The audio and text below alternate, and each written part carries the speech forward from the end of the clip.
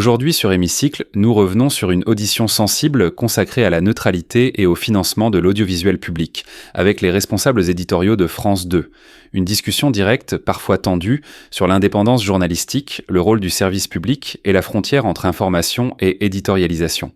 Prenez le temps de suivre cet échange jusqu'au bout, et si ce travail vous est utile, pensez à vous abonner à Hémicycle, à liker la vidéo et à la partager autour de vous. Mesdames et messieurs, monsieur le rapporteur, mes chers collègues, mesdames et messieurs les journalistes, mesdames et messieurs qui suivez nos travaux depuis ce matin ou depuis cet après-midi, nous reprenons nos auditions de la journée avec l'audition de Laurent Delahousse et de Jean-Michel Carpentier, rédacteur en chef des 13h15 et 20h30 le week-end sur France 2. Laurent Delahousse, comme votre consoeur Léa Salamé que nous recevions ce matin, vous êtes, on peut dire, un des visages les plus connus de France 2 et même de France Télévisions. Depuis près de 20 ans, 19 ans exactement le 7 mars prochain, vous accompagnez la vie des Français le samedi et le dimanche. Ce n'est sans doute pas un hasard si un sondage paru début décembre dans la Tribune Dimanche estimait que vous étiez la personnalité qui représentait le mieux le service public audiovisuel devant Stéphane Bern et Élise Lucet. Enfant, on me dit que vous rêviez d'être footballeur professionnel puis avocat pénaliste, mais finalement c'est au journalisme et à l'information des Français que vous décidez de consacrer votre vie. Après des débuts au sein de RTL, où vous êtes stagiaire au service politique, puis à LCI, vous entrez à M6, où vous présentez notamment l'émission Secret d'actualité. Vous quittez néanmoins le groupe pour France 2, où vous remplacez à partir du mois d'octobre 2006 David Pujadas, pour présenter le journal de 20h en semaine. Et puis en 2007, vous ne présentez plus que les journaux du week-end, mais vous créez dans le même temps des magazines bien connus aujourd'hui, 13h15 le samedi et 13h15 le dimanche, qui traitent de sujets liés à l'actualité, des sujets de société. On se souvient du portrait tout en finesse, par exemple, d'Astrid, qui était cadre et qui avait choisi de se reconvertir en éleveuse porcine, diffusée en octobre dernier. Vous y consacrez aussi des sujets d'actualité politique ou internationale. Vous avez également créé et présenté l'émission Un jour, un destin, consacrée à de grandes personnalités, de François Mitterrand à Bernard Blier, de Grace Kelly à Françoise Giroud. Plus récemment, avec Jean-Michel Carpentier, ici présent, vous avez créé 20h30 le samedi et 20h30 le dimanche, deux magazines d'actualité qui font suite aux journaux de 20h, et dans lesquels vous recevez des artistes, des philosophes, des médecins, des personnalités de la société civile. Présentateur, animateur, créateur, vous êtes également producteur, après avoir créé une première société de production, Magnétopresse, en 2008, société qui a été mise en liquidation judiciaire au printemps 2024, ce qui montre bien que la production audiovisuelle n'est pas un métier sans risque et une rente éternelle, comme certains voudraient le laisser croire. Vous avez créé une nouvelle société de production, Native Production, qui produit notamment la série documentaire intitulée « Ainsi va le monde », diffusée sur France 5 depuis le 31 août 2025.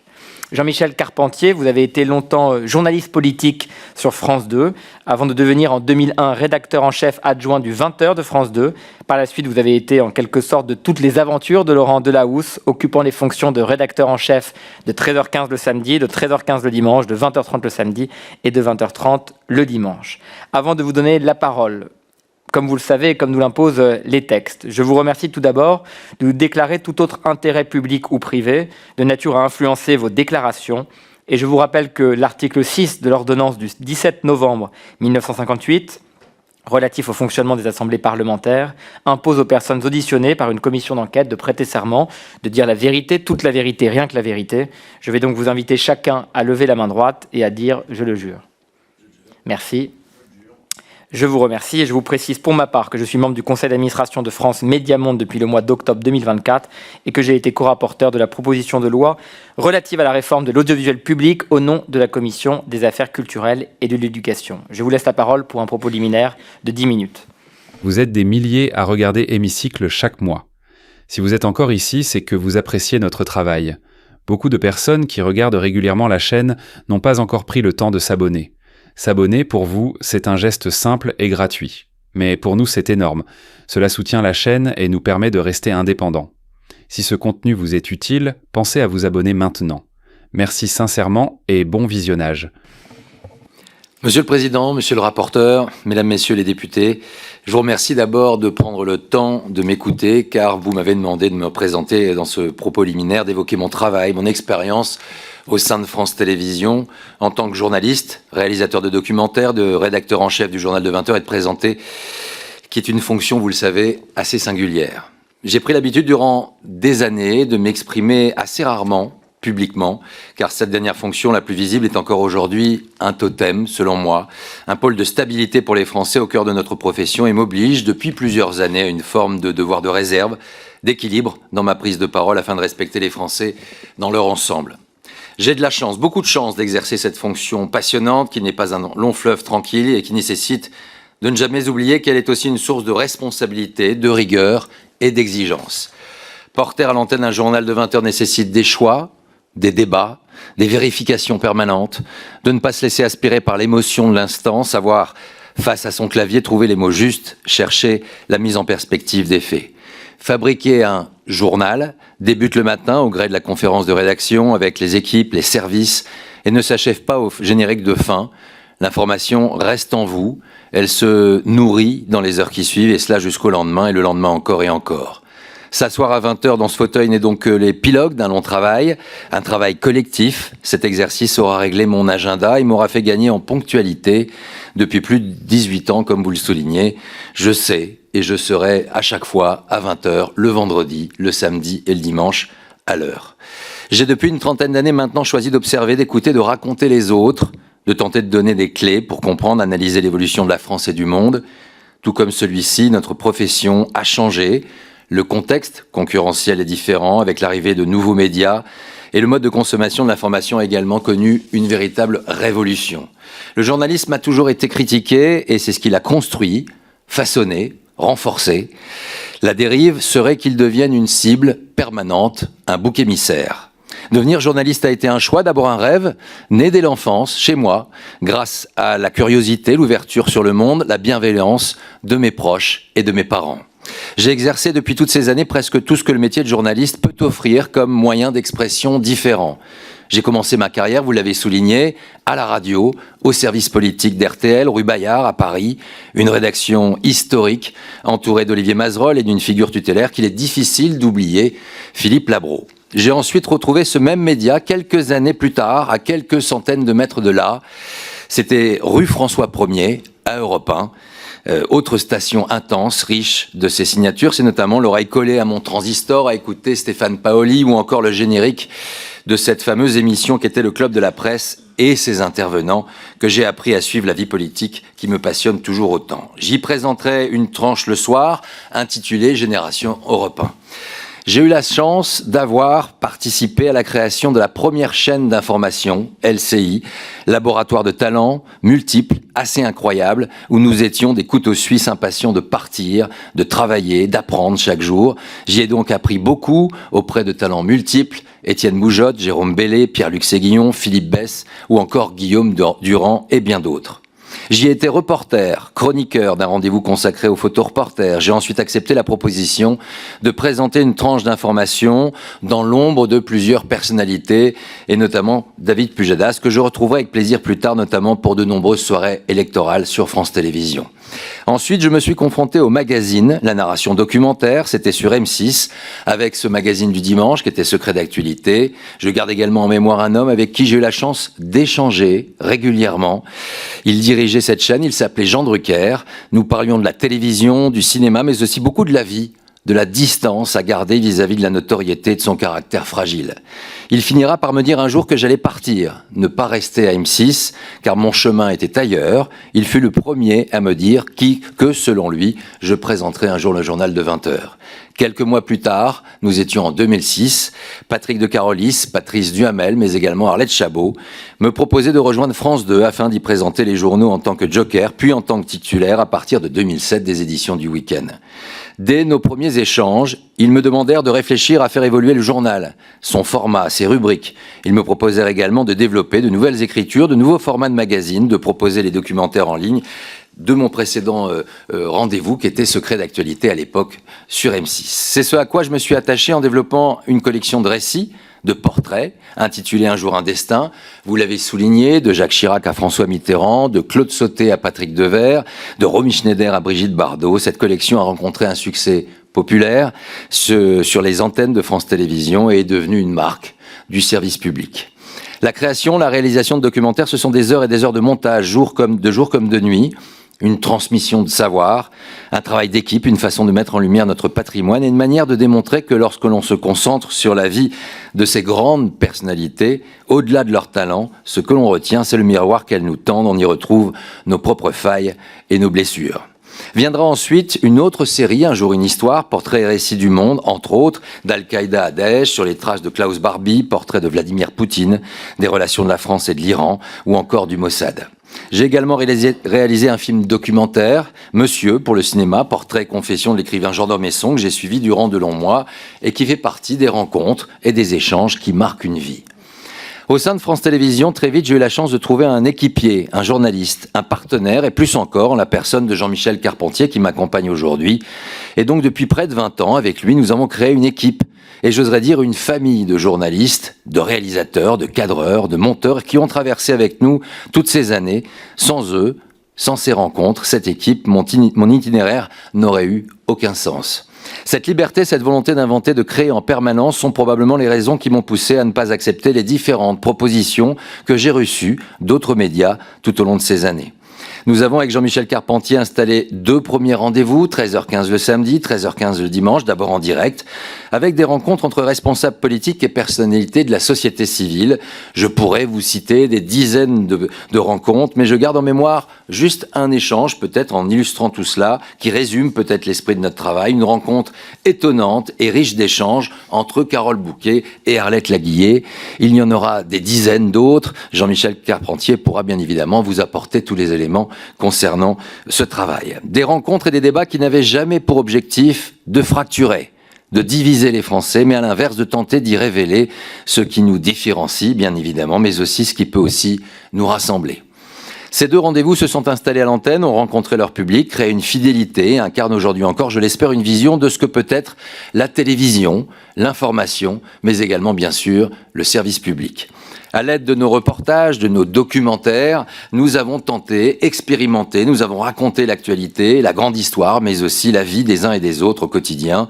Nous avons plongé nos caméras au plus près des Français en leur donnant la parole, en les écoutant, quelles que soient leurs conditions, leurs origines, leurs combats, leurs souffrances, leurs joies, mais également leurs espoirs. Leurs combats, leurs souffrances, leurs joies, leurs espoirs, et cela sur le temps long, les retrouvant parfois bien longtemps après, comme c'est le cas pour plusieurs agriculteurs, entrepreneurs. Vous avez souligné d'ailleurs, commerçants dont nous suivons le combat depuis des années.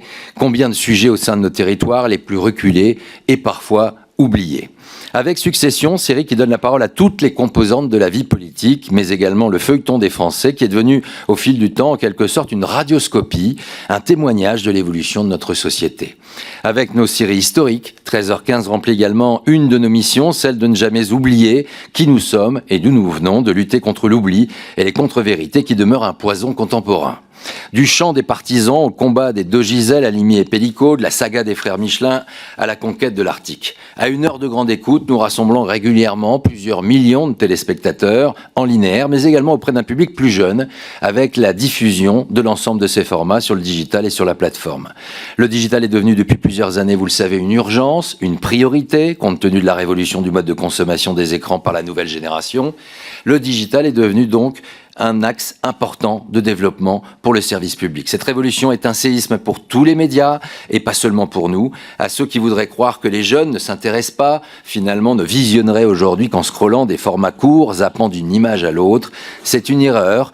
Ils se passionnent pour les nouvelles écritures, les séries documentaires, et pour la politique et également pour la géopolitique qui s'agite, comme vous le savez, heure après heure. Autour des éditions du week-end, à la manière de la presse écrite, nous avons accentué encore l'offre de la tranche de 20h à 21h. Nous avons accentué cette offre avec 3 marques, 20h30 le vendredi, le samedi et le dimanche, avec en direct des grands entretiens, des rencontres d'écrivains, d'artistes, de créateurs qui sortent de l'exercice de promotion pour raconter notre société. Le dimanche, nous avons réussi à créer ce rendez-vous familial qui rassemble de 4 à 5 millions de téléspectateurs et fait de France Télévisions le leader de ce carrefour d'audience le dimanche soir. Cette notion de rendez-vous et de lien fort avec le public est pour nous essentielle. Depuis 2007, je présente le journal de 20h également le week-end, comme vous l'avez souligné. Cela fait donc près de 20 ans. Je vis avec l'information et son degré potentiel de richesse, mais également de toxicité, mais heureusement aussi avec ses moments de joie. Je vais peut-être prendre juste un premier exemple. Je garderai longtemps en moi le souvenir de la cérémonie des Jeux Olympiques de Paris, sous ces trompes d'eau, avec ces moments de communion suspendus, tout cela devant 25 millions de téléspectateurs. J'ai interviewé des centaines d'invités, de Bachar el-Assad encore au pouvoir, à Mikhaïl Gorbatchev, témoin de l'actualité et de son passé. J'ai vécu beaucoup avec l'ensemble de la rédaction de ces crises, de ces révolutions, des moments de tension extrême, de conflits, 4 campagnes présidentielles, des soirées électorales, interviewé l'ensemble des présidents de la République à plusieurs reprises, les anciens également, chaque candidat entre les 2 tours de la présidentielle à l'occasion du journal de 20h. Nous avons vécu aux côtés des Français les attentats du 13 novembre, la guerre en Ukraine, le Covid, avec une forme intense de solitude sur ce plateau et dans Paris, et aussi, il faut le souligner, une lourde responsabilité, tant l'incertitude que vivaient les Français était forte, elle l'était pour moi également. Chaque jour du premier confinement, les Français attendaient le journal de 20h, ces moments vécus avec eux, avec nos équipes, s'adressaient à 9 millions de téléspectateurs à cette période sans agiter l'étendard de la peur, en étant responsable. Une question essentielle se pose d'ailleurs de plus en plus pour nous tous aujourd'hui. C'est le temps de la réflexion. Peut-il encore exister aujourd'hui? L'urgence de l'instant, l'immédiateté remplace même le présent. Chaque heure dessine presque un nouveau séisme politique, géopolitique, et les Français sont emportés dans ce tourbillon qui s'ajoute à celui de leur vie intime et personnelle. Avec toutes les équipes qui m'entourent, nous tentons de répondre à cette exigence de l'information, à ces enjeux, à ne pas se laisser emporter par l'hystérisation, par le mouvement permanent. L'information est une âme sensible, fragile, source d'incompréhension et parfois de fractures. Nous aurons l'occasion, bien évidemment, d'y revenir. France Télévisions est une maison commune qui tente d'apporter des réponses, des éclairages, du sens et nous impose à respecter les téléspectateurs et tous les téléspectateurs. Vous lui trouverez, j'en doute, pas des défauts, bien évidemment des défauts. Je vous rassure, au sein de la rédaction, nous nous interrogeons chaque jour sur notre travail en sachant nous remettre en question. Mais je sais une chose, c'est que les Français sont très attachés au service public, qu'ils l'aiment. En regardant sur les écrans du service public, on y trouve une source de connaissances familiales, des films, des séries documentaires, des séries parfois populaires, parfois plus exigeantes, une ouverture sur le monde qui nourrit l'esprit critique, tant nécessaire en s'adressant à tous les publics, à toutes les générations, des rendez-vous que l'on ne voit pas ailleurs, car notre mission est singulière et différente de celle des autres. J'espère avoir participé de manière la plus sincère, la plus créative et la plus juste possible à cette singularité. J'aime ce métier, je suis fier de notre travail collectif et j'aurai l'occasion de préciser tout cela avec vous. C'est un travail de dizaines et des dizaines de salariés que j'ai la chance d'incarner à l'antenne, ce qui est pour moi un véritable privilège.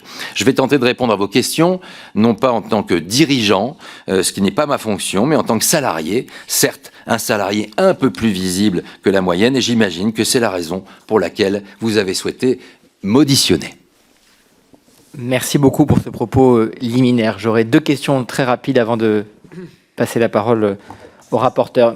Monsieur Delahousse, depuis 19 ans, vous venez de nous le dire, vous avez choisi d'informer les Français sur France 2, mais aussi de raconter la France, vous l'avez dit, ses mutations, ses préoccupations, ses fractures, ses forces, ses réussites. Vous avez donné la parole aux Français, vous les avez écoutés, quelles que soient les conditions, leurs origines, et au fil des ans, vous l'avez dit, vos journaux sont devenus une sorte de radioscopie de la France, de ses jours heureux et de ses moments de peine. Vous avez dédié une grande partie de votre vie au service public, à l'audiovisuel public. Et ma première question, et puisque vous l'avez évoqué, vous avez eu des propositions du secteur privé. Au-delà des liens personnels, des liens d'affection que vous avez tissés avec M. Carpentier, avec vos équipes, pourquoi avoir décidé de rester, après toutes ces années, sur l'audiovisuel public? Pourquoi n'avoir pas cédé aux sirènes du privé et aux projets qu'on vous proposait par ailleurs? Qu'est-ce qui fait la singularité, la force peut-être pour vous, de ce service public audiovisuel? Qu'est-ce qui fait qu'après 19 ans, on y est toujours aussi fidèle? Vous l'avez dit, 19 ans. c'est une partie importante de ma vie. J'ai souhaité rester sur le service public parce qu'il correspondait à l'histoire que je me faisais de la télévision, parce qu'il m'a permis d'être libre, de créer, d'inventer, et de créer un lien également avec les Français. Je souhaitais cette stabilité, cet équilibre, cette rigueur, ce partage avec cette rédaction, à laquelle je suis profondément attaché.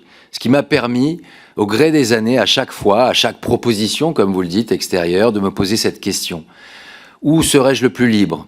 Où puis-je m'exprimer de cette manière ? Je vous l'ai expliqué, je suis à la fois un présentateur du journal du 20h, un rédacteur en chef, ce qui me permet de réfléchir sur le monde et de réagir non pas dans l'instantané, dans la précipitation, mais plutôt dans la réflexion avec une rédaction. J'ai la chance de pouvoir incarner ce que je n'aurais peut-être pas pu faire ailleurs, des magazines de documentaires et de reportages qui me permettent d'avoir cette réflexion et de ne pas être fixé finalement essentiellement sur le temps et l'instantanéité. Et cette réflexion me paraît essentielle. Le documentaire également, la créativité, la possibilité de narrer l'actualité, l'histoire immédiate ou des personnalités. C'est pour toute cette richesse et ce partage avec ces équipes, avec cette rédaction, que j'ai fait le choix de rester là durant toutes ces années jusqu'à aujourd'hui. Merci beaucoup. Ma dernière question, et je laisse la parole au rapporteur. Sur le journal de 20h du week-end est devenu emblématique et il a longtemps connu une forme bien définie qui régentait presque la vie familiale, la vie quotidienne tout entière des Français. Une demi-heure de grand-messe, se terminant par la météo avant que l'on ne commence la grande émission de variété du samedi soir et que l'on regarde le lendemain le tout aussi attendu film du dimanche soir. Or, messieurs, vous avez l'un et l'autre contribué à bousculer ces codes grâce à des magazines d'information ou des interviews qui cassent cette monotonie et qui permettent d'entrer au plus profond des sujets. Et finalement, ma première question, pensez-vous qu'il faille toujours, dans le cadre de ces journaux télévisés, évoquer entre 20 et 25 sujets différents et comment casser finalement cette mécanique pour intéresser des publics aujourd'hui qui ont fait le choix, notamment chez des jeunes, de s'informer différemment? Je laisserai répondre dans un instant Jean-Michel. Ce que nous avons souhaité, c'est mettre en place une tranche d'information. C'est ce que d'ailleurs avait très vite évoqué avec moi Arlette Chabot, Patrick de Carolis et Patrice Duhamel, qui déjà à l'époque, je vais vous raconter une anecdote, quand je suis arrivé à France Télévisions, l'une des premières interviews que j'avais réalisées et l'une des premières questions à laquelle j'ai dû répondre était « Qu'est-ce que cela vous fait, monsieur Delahousse, de rentrer en place à la tête du journal de 20h alors que finalement, cette marque va devenir très rapidement obsolète et probablement mourir assez rapidement ?» compte tenu des créations, des chaînes d'information. 19 ans plus tard, le journal de 20h reste un totem essentiel, important, je dirais même un pôle de stabilité pour de nombreux Français. Il suffit de cumuler les audiences entre celles d'M6, de TF1, de France Télévisions pour se rendre compte du nombre de téléspectateurs, du nombre de Français qui aujourd'hui encore sont là, présents à ce rendez-vous. En revanche, très vite, la question était de se poser de bousculer, de changer, de créer des formats, de changer ce rythme, effectivement, assez linéaire qui était d'une succession, comme vous le dites, de sujets. Les formats ont changé. Nous avons installé des formats qui vont de 6, 7, 8 minutes parfois dans le journal de 20h. Nous avons créé des rendez-vous différents avec le 13h15 dans la continuité du journal de 13h que je ne présente plus aujourd'hui mais que j'ai présenté également pendant des années. Et dans la continuité du journal de 20h avec le vendredi des portraits de Français, le samedi une histoire française d'hier à aujourd'hui qui réfléchit sur des questions de société et également avec des éléments de pop culture. Et dans la dernière partie du journal le dimanche soir, c'est ce qui d'ailleurs nous différencie de notre principal concurrent, de créer un rendez-vous d'une trentaine de minutes, ce qui est d'ailleurs équivalent à ce qui se passe dans la semaine, puisque vous l'avez bien vu, depuis quelque temps, le journal est scindé, entre guillemets, en différents temps. Nous avons voulu, avec le 20h30 le dimanche, aller à la rencontre de ces personnalités qui font finalement la vie de la société. Et non pas de les prendre dans leur promotion, il y a assez d'émissions pour cela à la télévision aujourd'hui, mais dans leurs interrogations sur la société.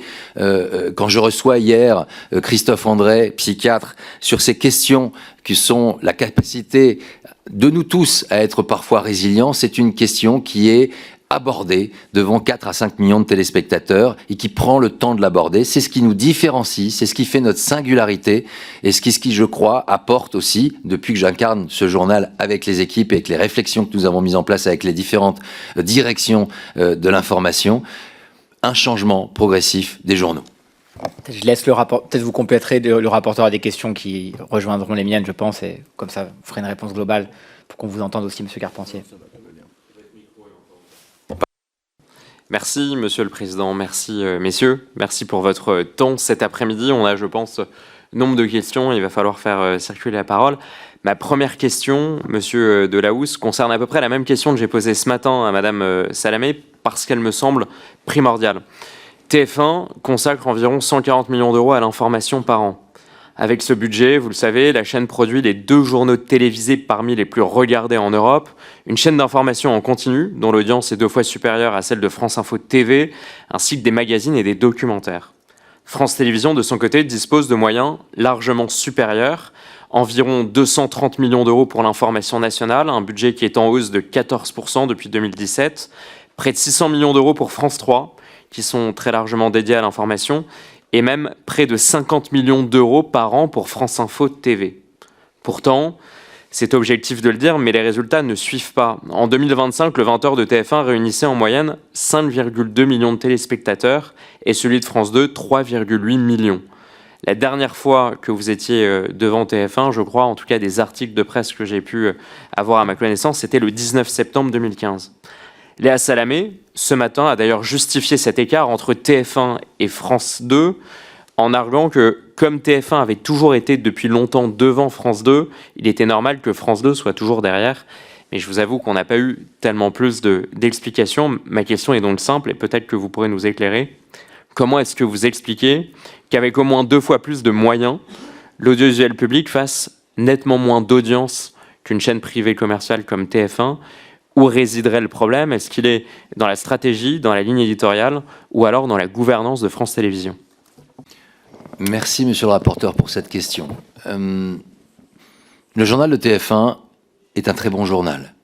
C'est un journal rigoureux, qui a ses exigences et qui répond finalement à une ligne éditoriale qui est celle d'un grand journal de télévision.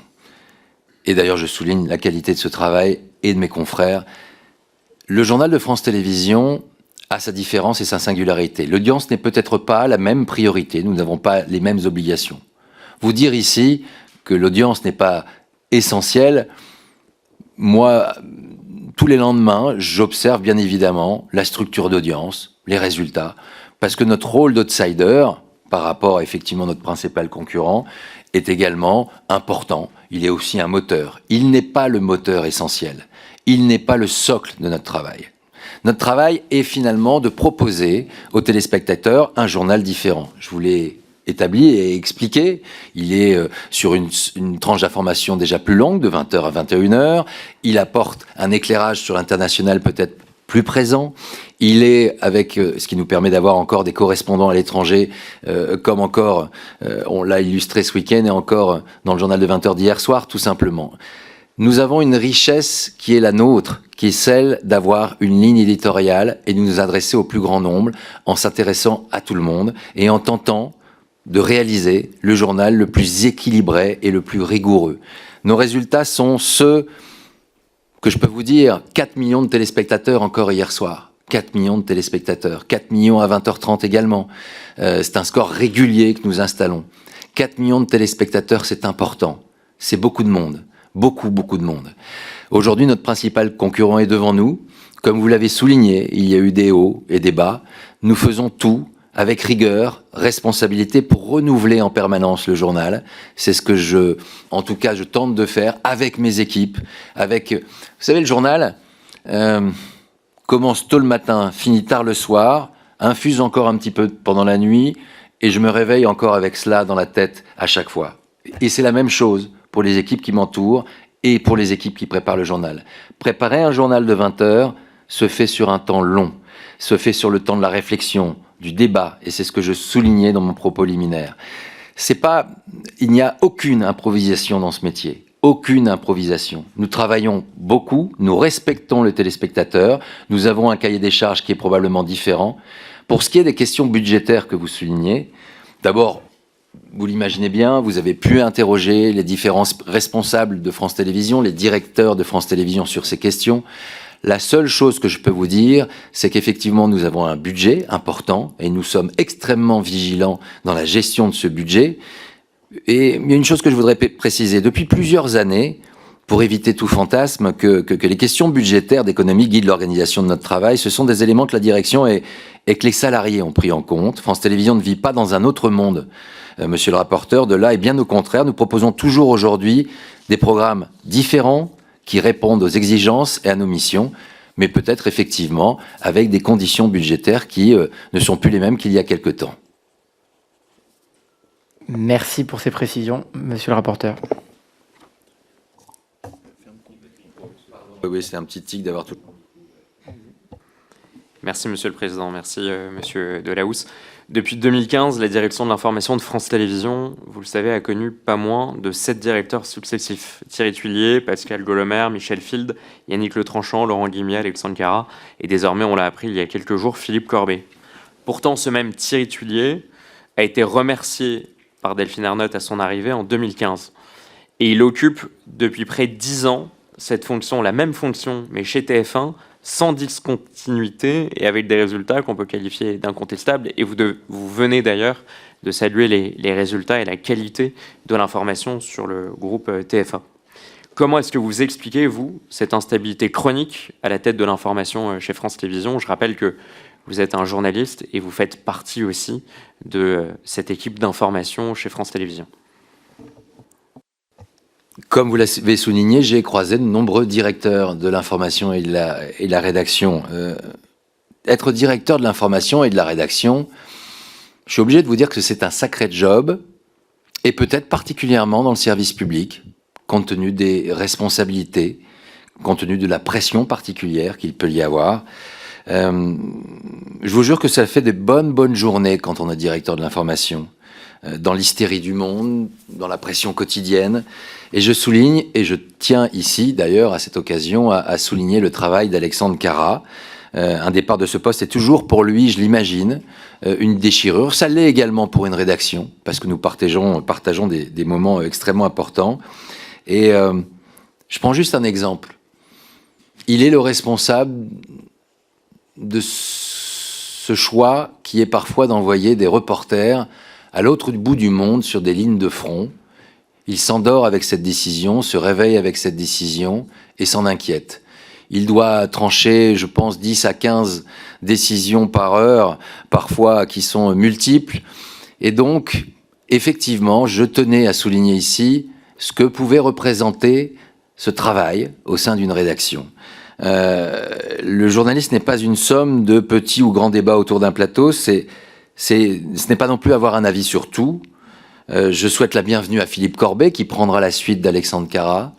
Je sais qu'il a toutes les compétences pour remplir cette fonction et je lui fais totalement confiance pour garantir la stabilité, la créativité et finalement l'indépendance de la rédaction de France Télévisions.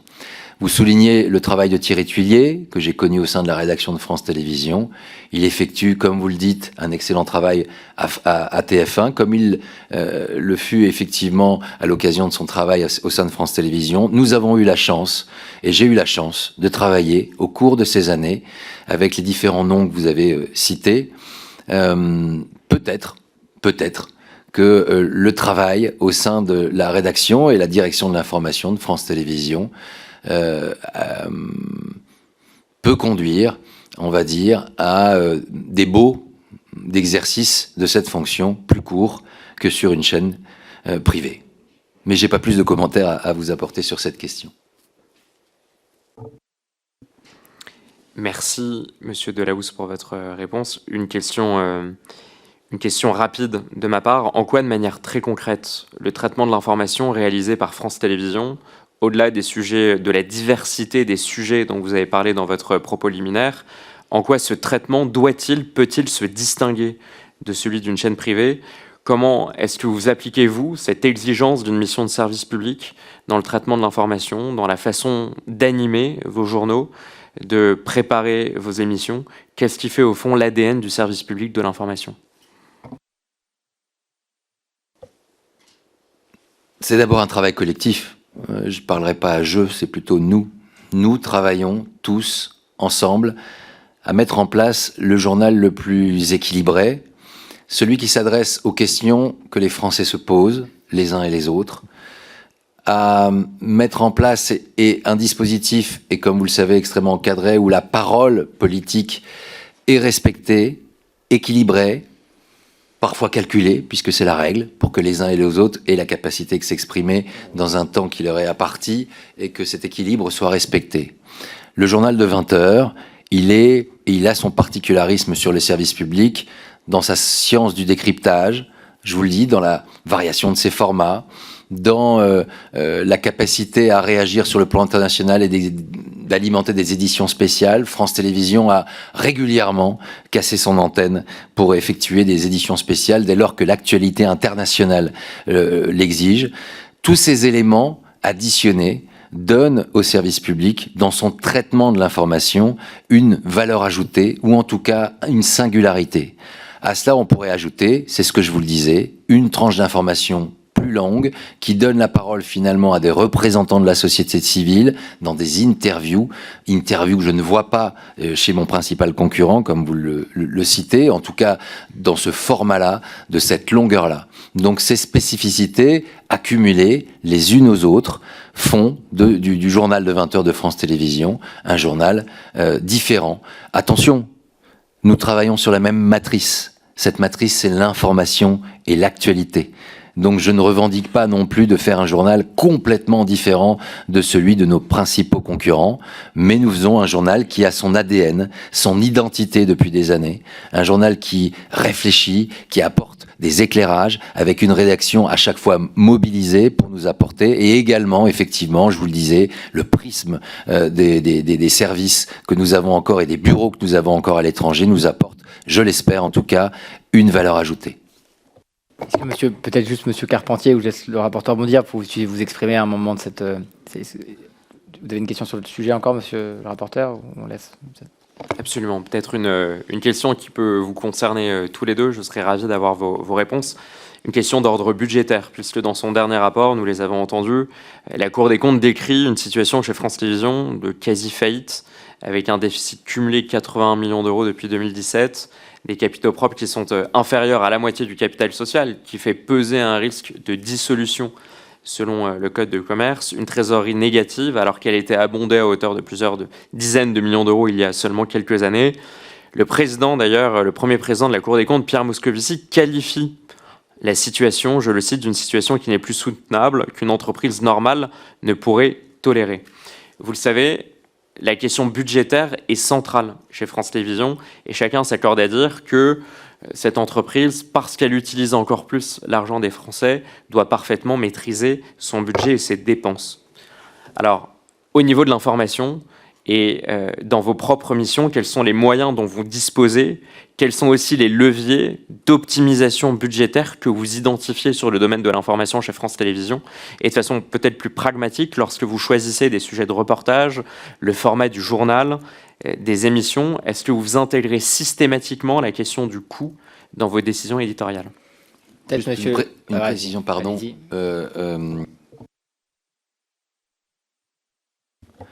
Nous n'avons pas, enfin en tout cas à titre personnel et Jean-Michel également, même s'il gère un volume important de magazines, de compétences à répondre à ces questions financières, questions que vous avez pu également poser à des personnes plus compétentes sur ces questions. Mais le budget de l'info nationale à France Télévisions, je voulais le rappeler quand même, c'est 6 heures d'infos par jour sur nos antennes nationales et une chaîne d'infos en continu, soit 2 fois à 3 fois plus de volume horaire quotidien que TF1.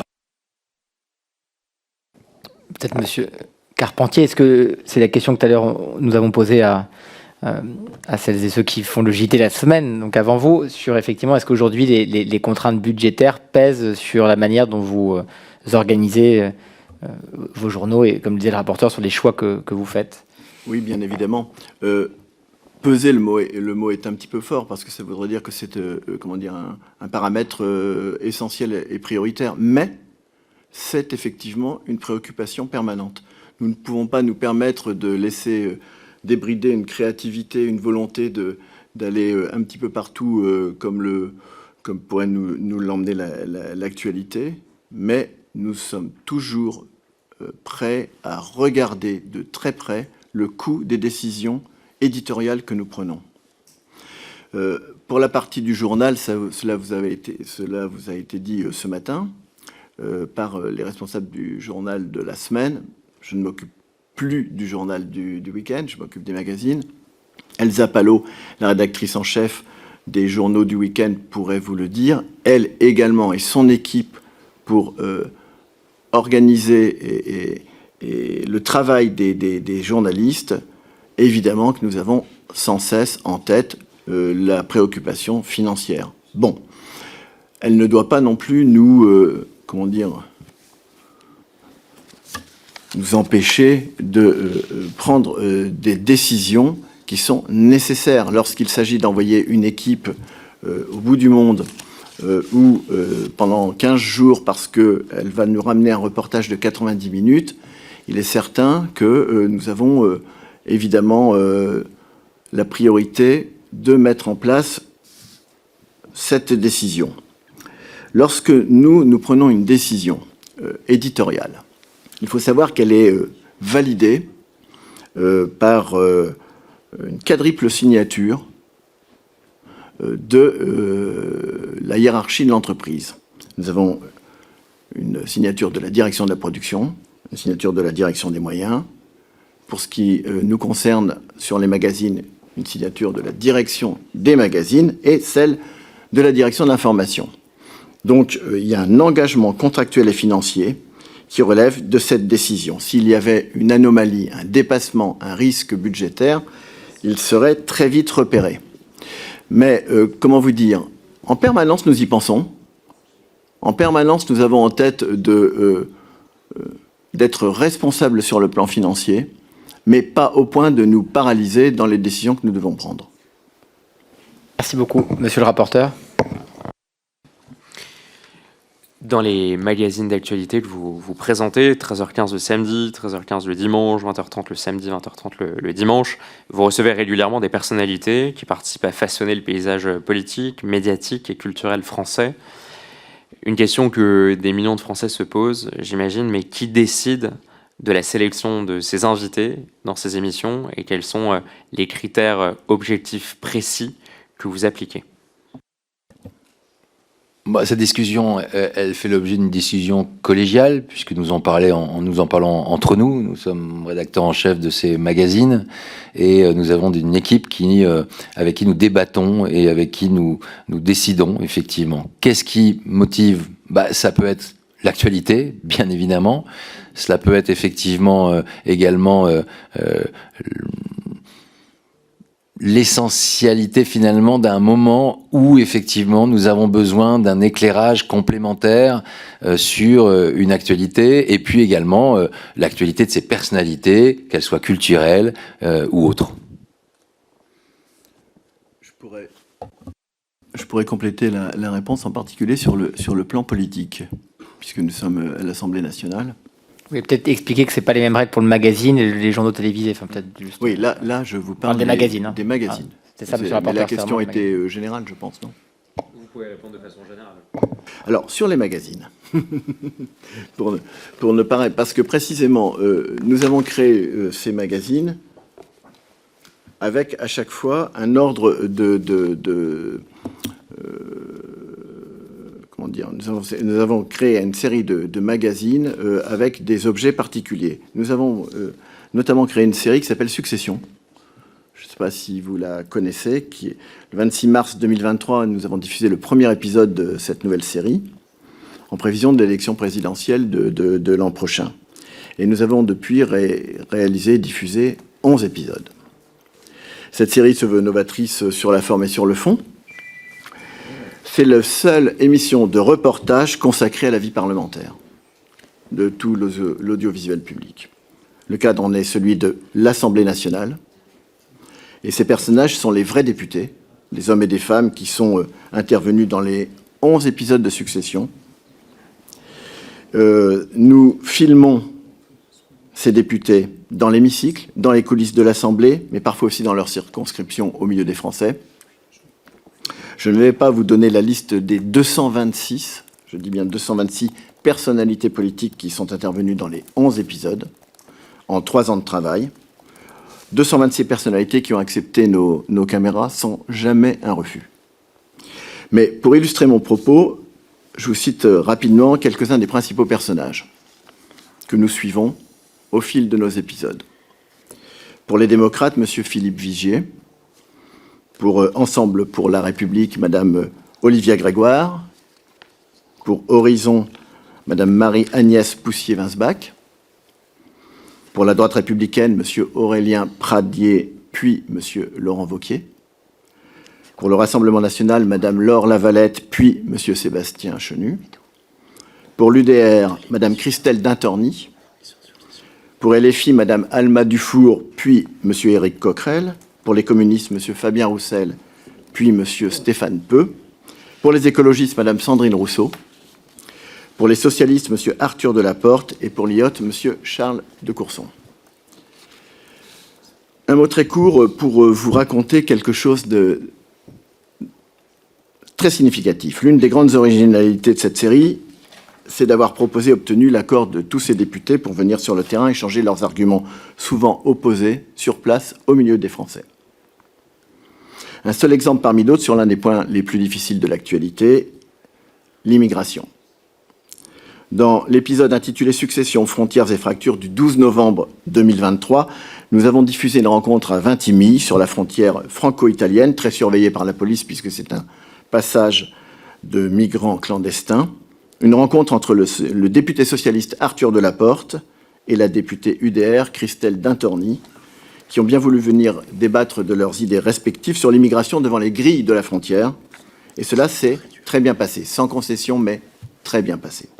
C'est donc possible, quand on y met le prix, quand on y met le travail, de réaliser un dialogue politique entre des responsables totalement opposés sur le fond, un débat démocratique, et en l'occurrence, ça, nous pouvons le faire très librement et de façon responsable dans le service public. Merci. Donc, c'était bien l'émission, le magazine Succession. Hein. Voilà. Allez, monsieur le rapporteur. Merci pour votre réponse. Sur le thème de la neutralité, ce sera ma dernière question. Vous savez que cette commission d'enquête porte en partie, c'est l'un des 3 thèmes que l'on aborde sur la neutralité de l'audiovisuel public. Vous connaissez aussi l'importance, je crois, du rôle d'arbitre de l'audiovisuel public, notamment à l'approche d'élections et d'échéances électorales importantes.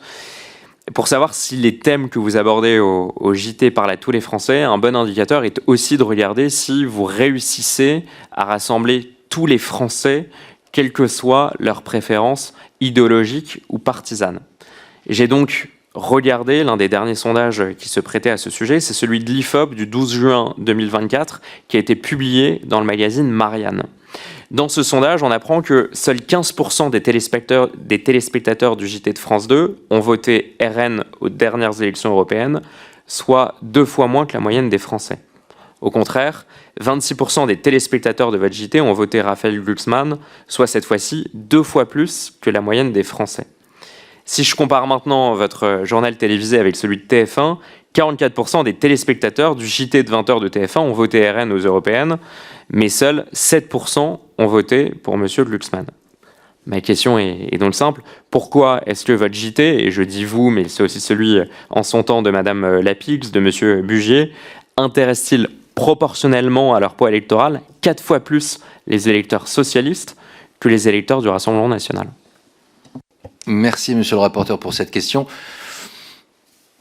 Très compliqué d'analyser la sociologie d'un journal avec ces chiffres. En tout cas, la vocation du service public et du journal de 20 heures, son socle, le socle de la rédaction de France Télévisions, et c'est l'impartialité. Notre taux de confiance auprès des Français est de 73%, soit 17 points de plus que nos concurrents. 80% des Français nous regardent toutes les semaines. Aucun courant politique n'est boycotté dans les formats que j'incarne, et bien sûr, encore moins, bien évidemment, sur le plateau du journal. On publie, comme on vous l'a dit, toutes les listes d'invités. Donc voilà, j'entends ce que vous dites, mais il m'arrive, je reconnais assez peu d'étudier la sociologie des gens qui regardent le journal de 20 heures de France 2. Merci beaucoup. Votre micro, M. Delahousse. Pardon. Monsieur le rapporteur. Et quelles seraient selon vous les clés d'interprétation? Est-ce que ce serait le choix de la ligne éditoriale? Est-ce que ce serait peut-être la confiance davantage marquée dans le service public de l'audiovisuel d'un certain type d'électorat? Comment Et il n'y a pas de règle, je suis d'accord avec vous, il n'y a pas vraiment de science sur le sujet, mais comment est-ce qu'on pourrait interpréter ces chiffres qui, moi, à titre personnel, m'interpellent, et j'ai l'impression que c'est aussi votre cas. Par exemple, une question, je prolonge, mais quand vous consacrez une partie de la semaine dernière de votre magazine, de votre émission à Michel Sardou, à Joanne Balasco, vous avez le sentiment que ça intéresse plus les gens de gauche que du RN. J'essaie de... Pas du tout. Et de toute façon, nos magazines ne correspondent pas forcément aux chiffres que vient de donner monsieur le rapporteur. Mais pour la partie du journal, peut-être qu'il y a aussi une explication historique, en fait. Tout simplement. C'est que lorsque il y a eu la privatisation en 1986, TF1 devait rester la chaîne de service public. Il y a une inversion à la dernière minute. Je me rappelle avoir fait des reportages là-dessus à l'époque. J'étais à TF1 à l'époque. Et on s'est retrouvé de façon très inattendue privatisé. Ça devait être l'inverse. Et à partir du moment où il y a eu cette privatisation, TF1 a eu à l'époque une liberté éditoriale qui n'existait pas forcément à Antenne 2 à ce moment-là. Et de fil en aiguille, si vous voulez, TF1 est devenue la chaîne, un petit peu plus puissante. Puis c'était la première chaîne. N'oubliez pas qu'une des... ça paraît très étonnant de dire ça maintenant, mais une des raisons pour laquelle TF1 a pris le leader sur la deuxième chaîne, c'est que les téléviseurs s'allumaient sur la première chaîne à l'époque. C'est incroyable, mais c'est resté quelque chose d'extrêmement puissant. Résultat, la deuxième chaîne de télévision, Antenne 2 à l'époque, est devenue Challenger. Et est restée dans l'esprit des gens, parce que ça s'est transmis de nos grands-parents à nos parents et jusqu'à nous et à nos enfants. TF1 reste une télévision entre guillemets installée et France Télévisions, France 2, une télévision de Challenger. Mais nous n'avons pas, nous, la nécessité de cet esprit de compétition que vous notiez tout à l'heure. Nous sommes dans le service public, c'est-à-dire que les audiences ne sont pas une finalité pour nous. C'est un paramètre très important pour juger de la qualité et de l'écoute et de la prégnance de nos travaux, mais ce n'est pas notre référence numéro un.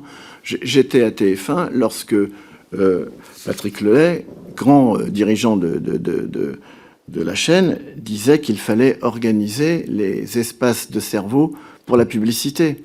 Et ce n'est pas du tout, il parlait de Coca-Cola à l'époque, et ce n'est pas du tout la finalité que nous avons aujourd'hui. Nous avons une liberté immédiatement entachée de responsabilité, qui fait que lorsque nous avons, pour répondre encore à toutes vos questions, lorsque nous avons des choix éditoriaux à faire, effectivement, la priorité n'est pas celle de forcément faire la meilleure audience possible, même si, évidemment, nous cherchons à faire la meilleure audience possible. La preuve, c'est que nos magazines sont leaders lorsqu'ils passent à l'antenne.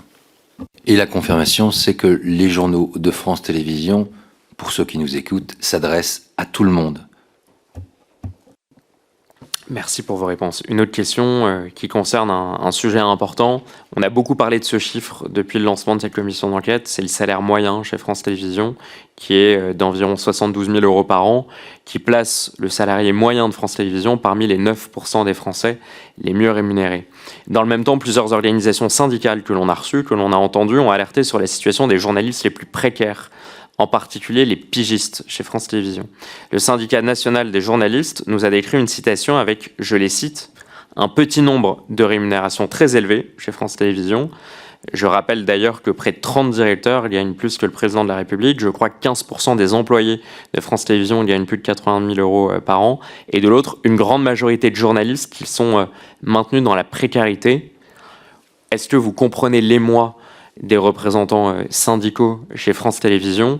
Et en ce qui concerne l'information et notamment le journal de 20h et les magazines que vous présentez, quelles sont les recommandations que vous pourriez émettre pour homogénéiser davantage le niveau de rémunération chez France Télévisions? Merci, monsieur le rapporteur. Je me priverai bien de donner des recommandations. J'en suis salarié également de cette entreprise. Il y a des dirigeants. Je ne suis ni ministre de l'économie, ni ministre du budget, ni directeur financier de France Télévisions, ni DRH. En revanche, je peux vous dire une chose. Ça fait 20 ans que je travaille à France Télévisions. Je suis en contact avec, bien évidemment, les journalistes, les personnels techniques. L'histoire de France Télévisions a été traversée par des conflits sociaux et j'ai pris toujours l'habitude d'aller au contact des uns et des autres pour discuter avec eux dans des moments de tension, pour les écouter. Je suis donc conscient des difficultés, comme dans toute entreprise. Je suis à leur écoute, nous échangeons sur cette question, mais monsieur le rapporteur, vous imaginez bien que ce n'est pas à moi de définir la politique salariale de France Télévisions. Vous avez eu l'occasion de poser ces questions, j'imagine, à des dirigeants plus compétents que moi. Et nous auditionnerons le DRH et le directeur financier de France Télévisions la semaine du 9 février. Alors peut-être pour un sujet qui vous concerne davantage, dans un rapport du cabinet CEDAT, que l'on a d'ailleurs, on a entendu ses représentants il y a 2 semaines, consacré à France Télévisions, un témoignage m'a interpellé, il figure page 108 du rapport, il indique, je le cite, que les conférences critiques post-JT ont parfois été, avec certaines équipes d'édition précédentes, un lieu propice à l'humiliation, à des crises de colère ou au rabaissement des journalistes. Fin de citation. Est-ce que vous avez vous-même été témoin de ce type de pratique au sein de France Télévisions, notamment lors de ces conférences critiques post-JT? Est-ce que vous avez eu vent de ces témoignages de souffrance au travail? Merci, monsieur le rapporteur. Je n'ai jamais été témoin de ce type de relation, de ce type de toxicité dans les relations que j'ai eues au travail, dans les conférences avant, pendant et après le journal. Merci, monsieur Carpentier. Pareil. Même chose, et si vous voulez, ça fait 19 ans que nous travaillons donc dans la partie magazine de la rédaction. Nous voyons la rédaction de très près, la rédaction qui fabrique les journaux. Il peut y avoir des conflits, parfois, bien sûr, même des conflits interpersonnels, qui peuvent donner lieu à des interprétations un peu plus larges. Mais pour ce qui concerne notre périmètre, ça fait 19 ans que nous travaillons avec des gens qui sont, pour certains d'entre eux, encore avec nous depuis tout ce temps-là. Et d'ailleurs, je les salue, chacune et chacun. Nous n'avons jamais eu ce que vous décrivez, c'est-à-dire des humiliations, des choses violentes. Franchement, vous savez, ça se saurait très vite aujourd'hui s'il se passait des choses comme cela. Effectivement. Monsieur le rapporteur. Merci pour vos réponses. Une dernière question sur cette partie, sur cette dimension budgétaire, question que l'on pose quasiment à chaque audition à des dirigeants, à des animateurs notamment de l'audiovisuel public. C'est celle sur la transparence des rémunérations. Tous ceux qui vous ont précédé ont refusé de nous communiquer leur salaire, alors que ce sont des personnes qui sont payées par l'argent public. Certains invoquent le secret des affaires, qu'on a du mal à comprendre. D'autres invoquent la concurrence des chaînes privées, alors que tous nous expliquent qu'ils seraient davantage rémunérés sur des chaînes privées commerciales, ce que l'on veut davantage, enfin bien volontiers croire. Est-ce que vous pourriez dire aux Français combien vous percevez au titre de votre rôle, sachant que c'est de l'argent public, et peut-être que vous pourriez distinguer le contrat passé avec France Télévisions en tant que salarié, mais aussi celui au titre de votre ou de vos sociétés de production? Pardon, monsieur Dehaus, la pédagogie étant l'art de la répétition, je précise simplement que les personnes qui sont passées avant vous ont indiqué que la direction de France Télévisions leur avait demandé de ne pas communiquer, donc elles n'ont pas refusé, elles ont indiqué... Ah, c'est M. Ballard qui a appelé pour un journal télévisé, c'était F1. Plus sérieusement, donc elles n'ont pas refusé, en tout cas, France Télévisions leur a donné une consigne de ne pas effectivement qu'elles communiquent là-dessus, et donc voilà, allez-y. Monsieur le rapporteur, depuis le premier jour, France Télévisions, je vous le disais, a souhaité, et à l'époque de mon recrutement France 2, pour assurer progressivement la présentation des journaux, avec le souhait de faire évoluer le format du journal, à la fois sa forme, sa diversité, et je vous l'ai dit, sa différenciation avec notre principale concurrence. C'était une offre complémentaire, ce que nous avons fait via le 20h30, proposant aux téléspectateurs des marqueurs du service public. France Télévisions m'a également accordé la possibilité de développer des documentaires, des récits, des séries historiques, des portraits de personnalités, ce que j'ai fait avec Un jour une histoire et Un jour un destin, travaillant notamment le vendredi, le samedi et le dimanche, ce qui est un agenda, vous le savez, spécifique. Je dispose d'un contrat de travail à temps partiel. Je perçois dans le cadre de mon contrat de travail une rémunération qui englobe à la fois la rédaction en chef du journal, la présentation du journal, ainsi que le 13h15 et les 20h30. Elle correspond à la grille salariale de manière équivalente à celles et ceux qui exercent la même activité. Sur le temps non couvert par ce contrat de travail, effectivement, France Télévisions m'a accordé la possibilité d'avoir une activité au sein de sociétés de production, quelle qu'elle soit, à partir du moment où elles sont indépendantes, bien évidemment, dans lequel j'ai pu, en tant que salarié, en tant que journaliste, en tant que réalisateur, effectivement, développer des documentaires. Il n'y a donc aucun cumul de rémunération pour un même programme. Il y a 2 activités qui sont en conformité avec le droit du travail. Sachez que, et c'est important de vous le préciser, que l'ensemble de ma rémunération, depuis toujours, est soumise à un contrôle régulier du contrôleur d'État, et c'est bien normal. L'ensemble de ces projets sont normés, contrôlés depuis toujours par les services de France Télévisions. Dans un souci de transparence, vous disposez, comme Monsieur le Président le disait effectivement, de ma rémunération, de tous les éléments fournis par France Télévisions. Merci, monsieur le rapporteur. Merci, monsieur Delahousse, vous avez raison, effectivement, je dispose de ces informations. Après, je ne me permettrai pas, en tout cas publiquement, de les révéler. C'est la raison aussi pour laquelle je me permets de vous poser la question. J'ai noté également dans les documents transmis par France Télévisions que vous percevez une part variable. Est-ce que vous pourriez peut-être nous préciser les critères d'obtention de cette part variable? Est-ce que, par exemple, ils sont conditionnés à une éventuelle audience ou à d'autres critères de performance? Non, ils ne sont pas conditionnés à des conditions d'audience. Part variable s'applique à tous les salariés de France Télévisions à partir du moment où des objectifs sont fixés. Cela passe par le management des équipes, par les objectifs qu'on se fixe effectivement dans le développement du journal, mais il n'y a aucune clause d'audience dans mon contrat de travail. Peut-être juste la même question que j'ai posée à Léa Salamé ce matin, puisque vous ne précisiez pas votre salaire, mais peut-être pour que nous puissions nous réaliser les différences entre le secteur public et le secteur privé. Vous nous avez indiqué que vous avez eu de nombreuses offres du privé tout au long de ces 19 ans dédiés au service public audiovisuel, sans nous indiquer les montants ni actuels que vous percevez à France Télévisions, ni les offres précises qui vous ont été faites dans le privé. Est-ce que vous pourriez nous indiquer les écarts de rémunération en termes de ratio? Est-ce qu'on parle de 1 à 3, de 1 à 4, de 1 à 2, de 1 à 10? Monsieur le Président, effectivement, je pense que si effectivement j'ai accepté, je n'ai jamais accepté l'une de ces différentes propositions qui m'aurait peut-être permis, probablement, et même sûrement, d'avoir une rémunération plus importante. J'ai du mal à vous dire comme ça à quelle hauteur elle aurait été, effectivement, mais la seule réponse que je peux vous donner, c'est que si j'avais accepté ces différentes propositions dans différents médias, que ce soit la radio, à la télévision, j'aurais probablement gagné ma vie de manière largement supérieure. Merci pour votre réponse. J'aimerais désormais vous poser une question qui touche à votre conception du service public de l'audiovisuel et sa différence notamment par rapport aux chaînes privées. Entre 2007 et 2024, vous avez été à la fois l'animateur et le coproducteur de l'émission Un jour un destin, un programme consacré à des portraits de grandes figures issus d'horizons variés, politiques, économiques ou artistiques, tels que Bernard Tapie, Brigitte Bardot ou Henri Salvador, dans un format qui se veut, je crois, accessible au grand public.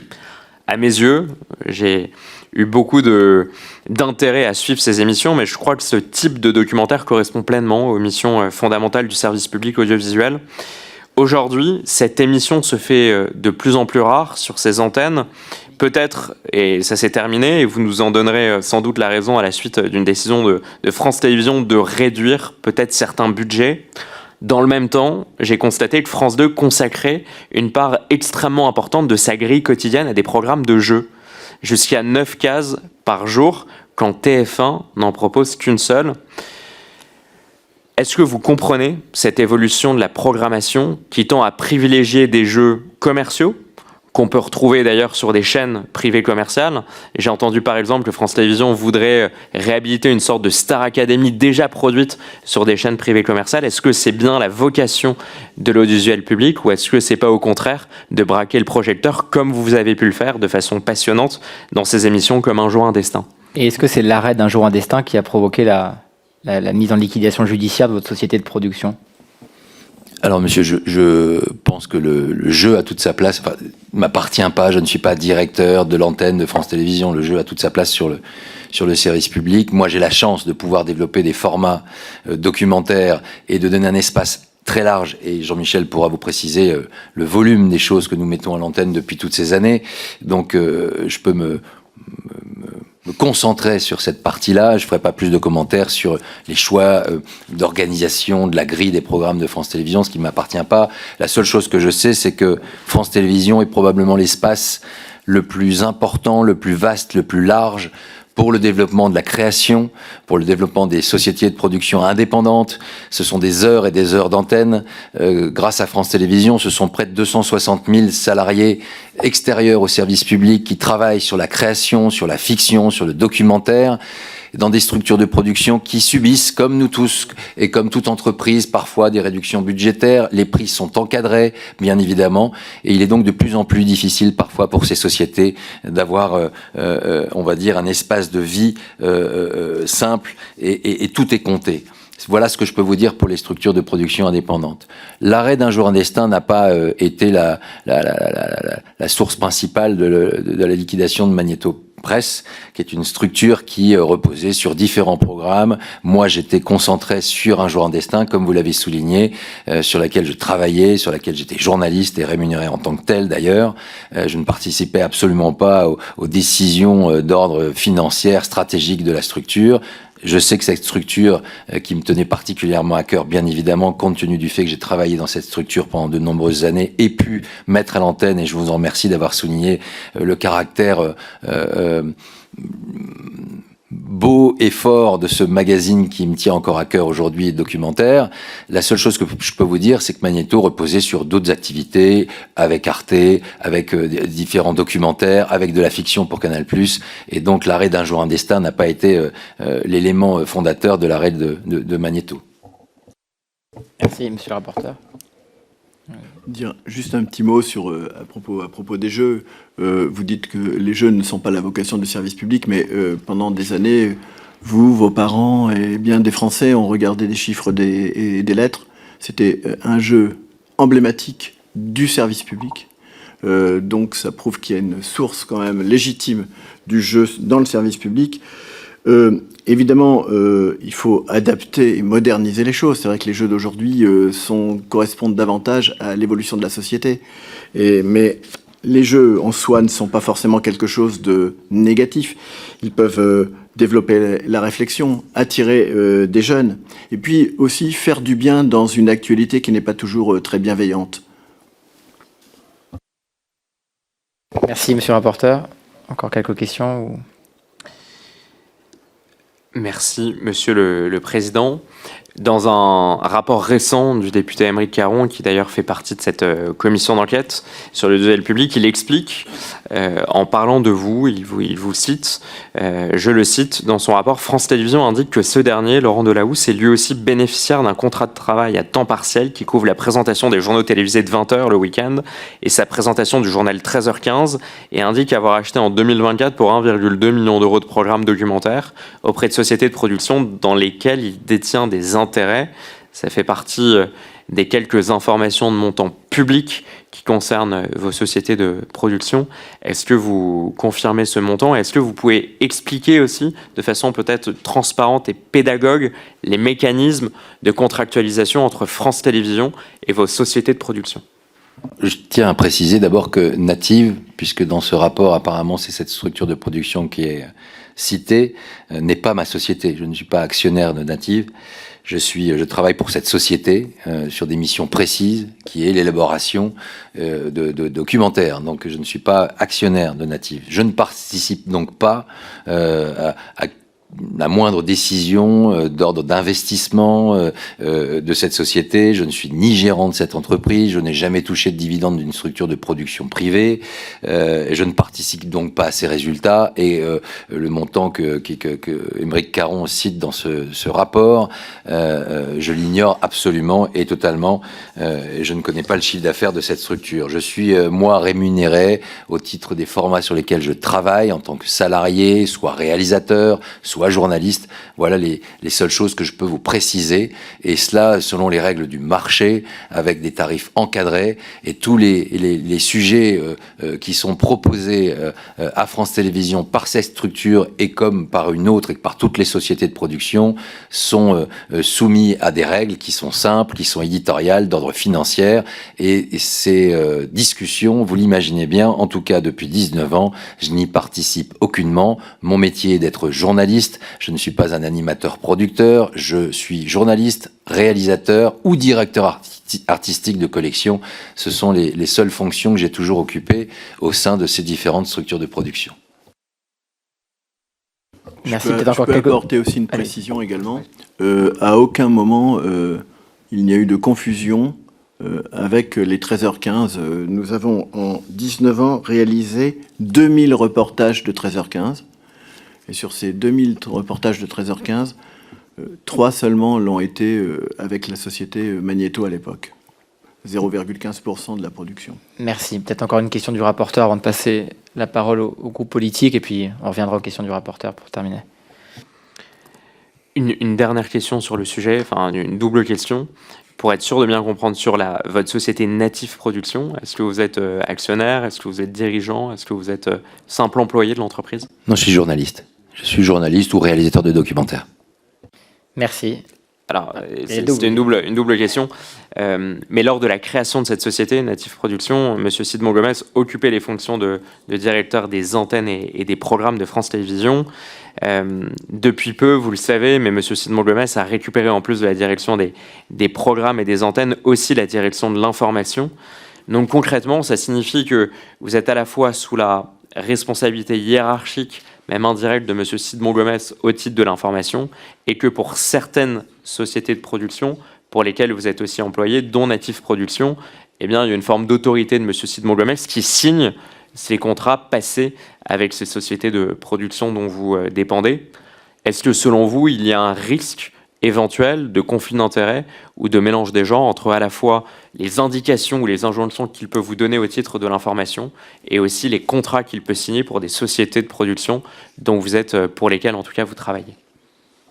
Je dépends depuis toutes ces années de la direction de l'information et de la direction de la rédaction à laquelle je suis rattaché. Monsieur Sidmon Gomez, pour des raisons de stratégie, aujourd'hui occupe une nouvelle fonction qui ne m'appartient pas.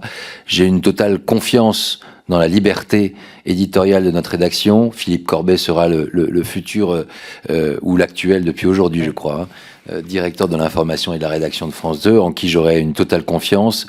J'ai aussi une immense confiance dans la liberté de cette rédaction qui s'est toujours exprimée depuis toutes ces années. Donc je ne vois absolument pas, en tout cas, la collusion, en tout cas l'aspect de conflit d'intérêts que vous pouvez peut-être même presque évoquer. Moi, je ne participe à aucune négociation financière ou budgétaire sur les productions dont j'ai la charge. Quand j'ai la charge par une société ou une autre de développer un format à laquelle que je propose, parce que je développe des documentaires, je discute avec effectivement mon employeur qui est la société de production. Moi, je leur propose un contenu éditorial. Sur le plan... et puis, je vais vous dire quelque chose, vous nous en avez parlé, et c'est quelque chose qui est important pour moi. À plusieurs reprises, via des structures de production, j'ai proposé des documentaires qui ont été repoussés par France Télévisions.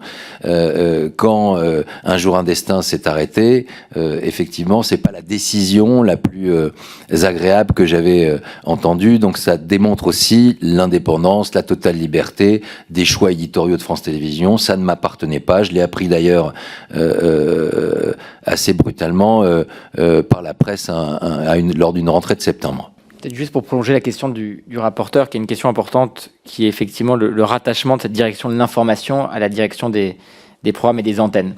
Dans les groupes privés, la direction de l'information est indépendante. Monsieur Thuillier est rattaché directement au directeur général de TF1, et ça a été le cas à France Télévisions pendant des décennies. Je crois que quels que soient nos bords politiques ici, c'est une question à laquelle on essaie d'avoir une réponse. Quel est l'intérêt, quelle est la pertinence de rattacher une direction de l'information? Vous l'avez dit vous-même, c'est un bien public. Et on sait aujourd'hui, difficulté, la polarisation, l'hystérisation du débat public. Est-ce qu'on n'a pas besoin d'une direction de l'information sacralisée qui ne répond pas hiérarchiquement au directeur des antennes des programmes? En disant cela, je ne remets pas du tout en cause, on n'est pas sur le même sujet que le rapporteur. Bon, c'est pas une question de légitimité de la personne en tant que telle, c'est une question de rattachement hiérarchique.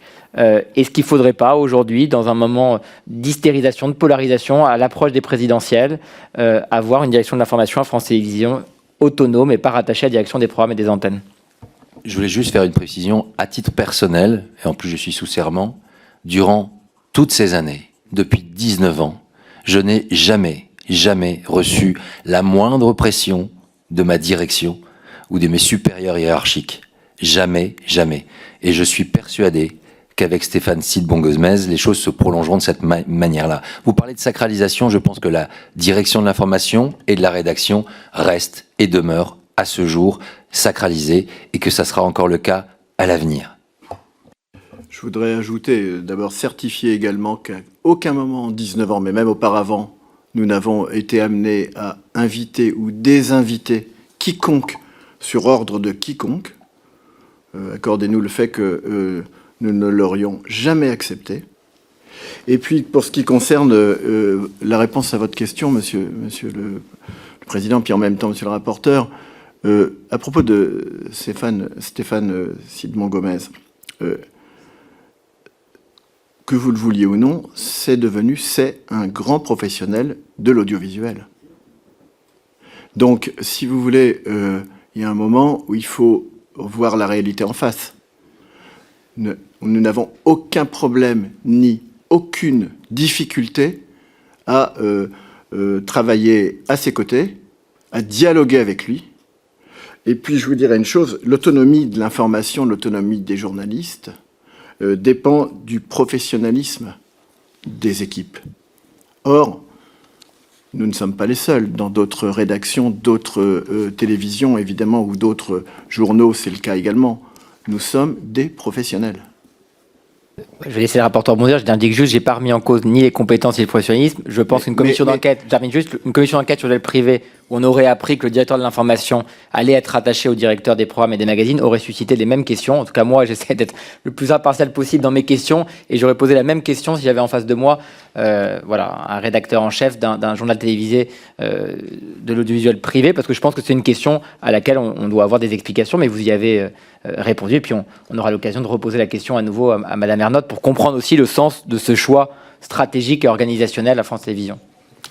Monsieur, merci, Monsieur le Président. Dernière question sur le sujet pour clore la parenthèse. Question simple. Est-ce que, selon vous, on peut être parfaitement légitime en tant que patron de près de 2600 journalistes du premier groupe audiovisuel de France quand soi-même on ne dispose pas d'une carte de presse, alors que c'est un fait inédit? Je crois que tous les grands patrons de l'information de l'audiovisuel public ont toujours été des journalistes, et en ce sens, leur légitimité leur permettait aussi de souffrir d'aucune contestation sur d'éventuelles pressions politiques. Est-ce que pour vous, la légitimité aujourd'hui de M. Sidbon-Gomez est totale alors qu'il ne dispose pas de carte de presse? Le directeur de l'information et de la rédaction, c'est Philippe Corbet. Il a une carte de presse et c'est avec lui que j'aurai au quotidien, avec les rédacteurs en chef, avec les chefs de service, la responsabilité de la fabrication du journal. Rien ne changera. Rien ne changera, et je peux vous dire que Stéphane Sidbon-Gomez pourrait vous le confirmer, je pense qu'il l'a fait devant cette commission. Rien ne changera. C'est une décision qui appartient à la direction de manière stratégique. Mon directeur, c'est Philippe Corbet. Bon. Il faut que tout change pour que rien ne change, donc on demandera à Madame Ernotte qu'elle nous explique le sens de ce changement organisationnel et stratégique. Monsieur Ballard, pour 2 minutes pour le Rassemblement national.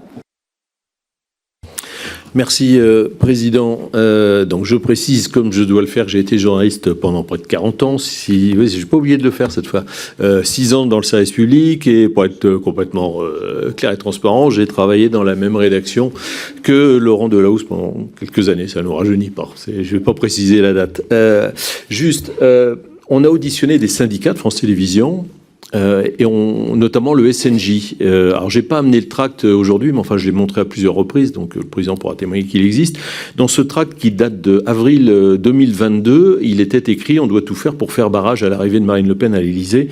On doit faire barrage à l'extrême droite. » Donc, en tant que présentateur, mais rédacteur en chef aussi du journal, est-ce que l'on est tout simplement serein quand on confie un reportage, un sujet à des journalistes? C'est leur droit le plus strict d'avoir des opinions politiques ou de distribuer des tracts même, mais qui, l'après-midi, peuvent faire un sujet pour le 20h traitant du Rassemblement national ou de Marine Le Pen.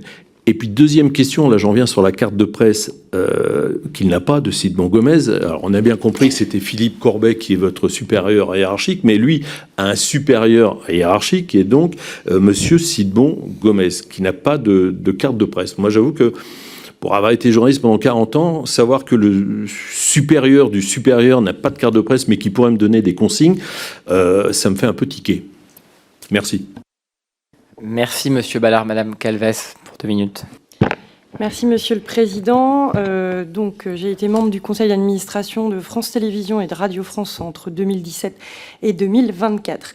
Notre commission d'enquête porte notamment sur la neutralité de l'audiovisuel public. À neutralité, je préfère me référer à la notion d'impartialité spécifique à l'information sur l'audiovisuel public. Quel est votre avis sur la capacité de l'audiovisuel public français de garantir cette impartialité dans le paysage médiatique actuel où la culture du clash, le registre de la radicalité et la polarisation sont privilégiés?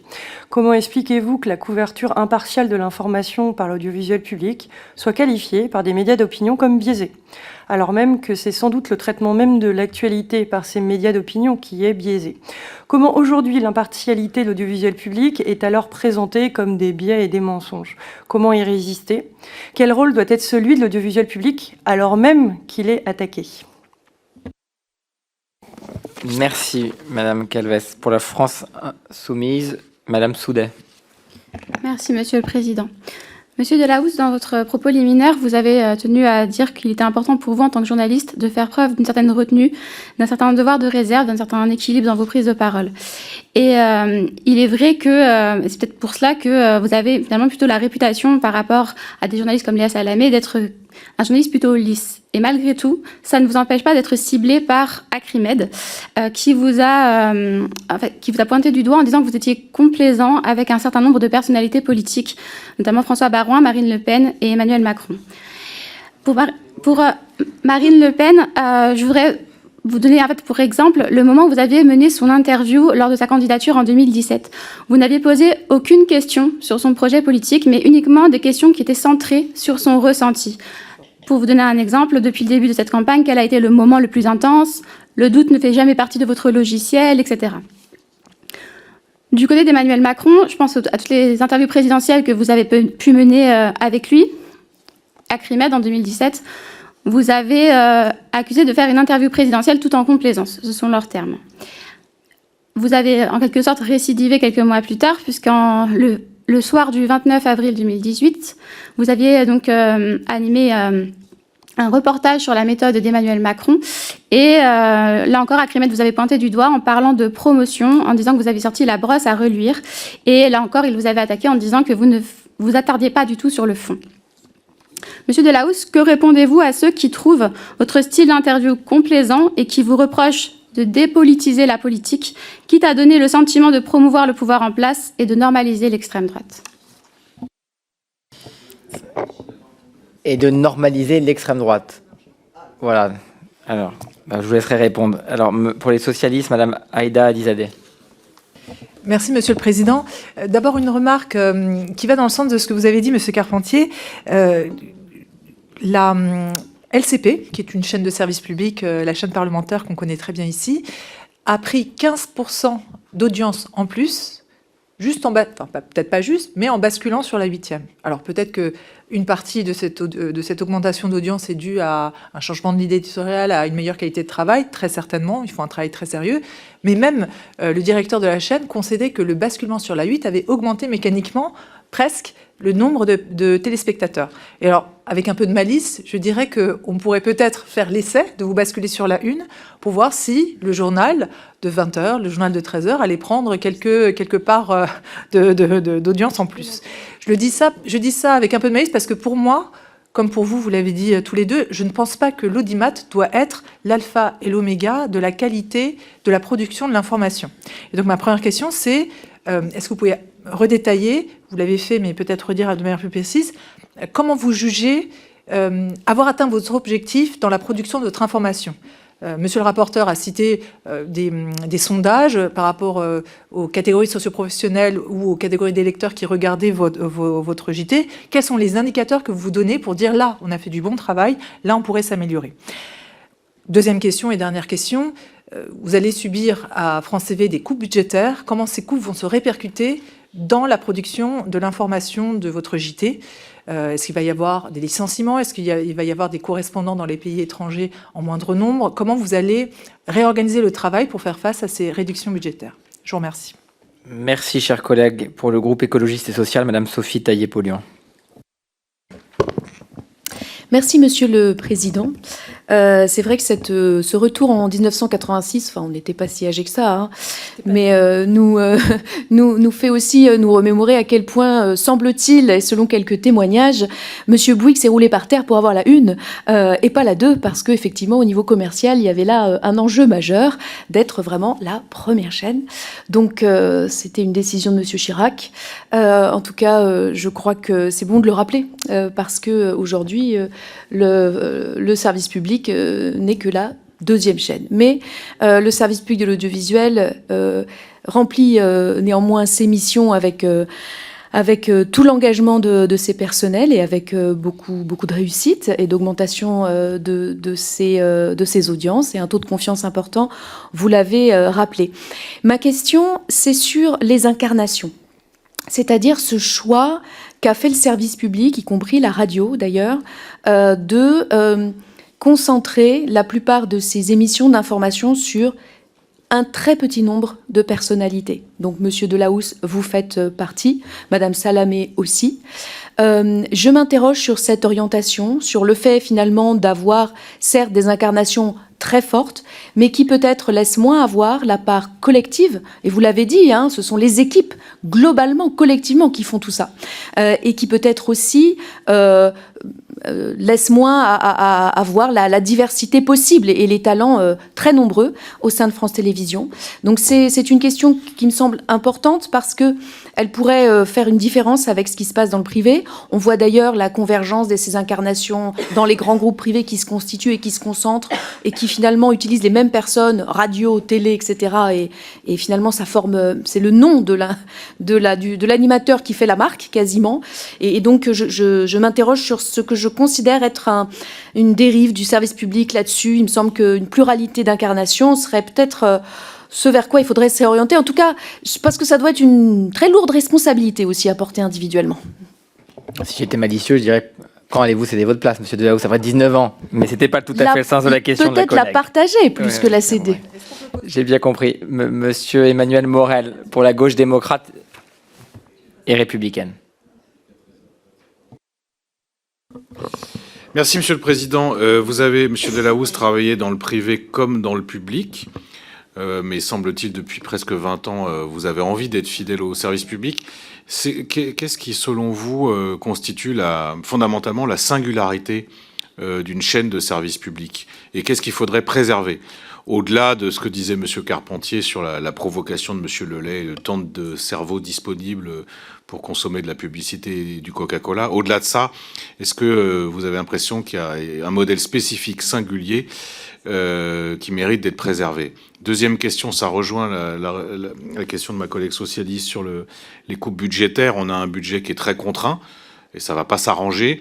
Quelles sont les conséquences concrètes pour un JT, que ce soit celui de 13h ou de 20h, en termes de reportage, en termes d'équipe, en termes de services de documentation ou de réalisation? Et est-ce que ça vaut aussi pour la partie magazine? Moi, je mesure pas exactement ce que ça coûte la fabrication d'un magazine comme le 13h15, par exemple, et concrètement, en termes de budget, à partir du moment où les budgets sont très contraints et réduits, quels sont les sacrifices que vous êtes amenés à faire? Enfin, la troisième question, c'est une question générale, mais qui nous intéresse aussi, dans un contexte où l'information est de plus en plus consommée en ligne, sur des réseaux, avec une fiabilité toute relative, voire pas de fiabilité du tout. C'est quoi la stratégie de vos rédactions pour apporter au public, et notamment les jeunes, une information sourcée, fiable, tout en restant attractif? Pour prolonger la question de savoir si vous adaptez finalement la construction de votre JT au regard du fait qu'il va être consommé en partie sur les réseaux sociaux. Est-ce que dans la manière dont vous construisez le journal télévisé, vous vous dites, puisqu'en grande partie il va être écouté non pas en linéaire, mais sur les plateformes, on le travaille, on le construit un peu différemment. Une question d'1 minute, et je vous laisserai répondre globalement de Madame Parmentier pour le groupe Rassemblement National. Oui, merci Monsieur le Président. Les Français se posent beaucoup de questions sur le service public, vous le savez, qui leur coûte 4 milliards d'euros par an. C'est la plus grosse dépense du ministère de la Culture, et nombre d'entre eux estiment que leurs opinions n'y sont pas suffisamment représentées.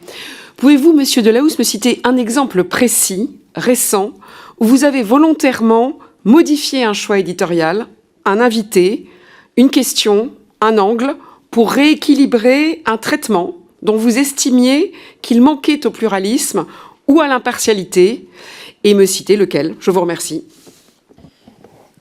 Merci beaucoup. Alors, je vous propose d'essayer de répondre en 15 minutes, ce qui nous laissera ensuite 15 minutes pour que le rapporteur puisse poser une dernière question, parce qu'à 16h30, nous auditionnons Gilles Bornstein, et au regard de l'annulation de ce matin, je ne voudrais pas le faire attendre.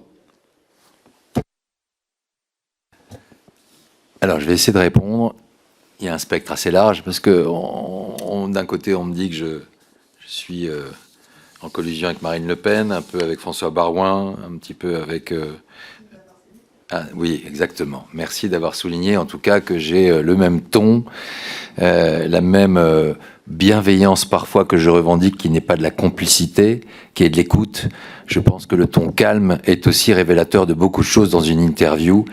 Et cela même me permet de souligner 2-3 choses.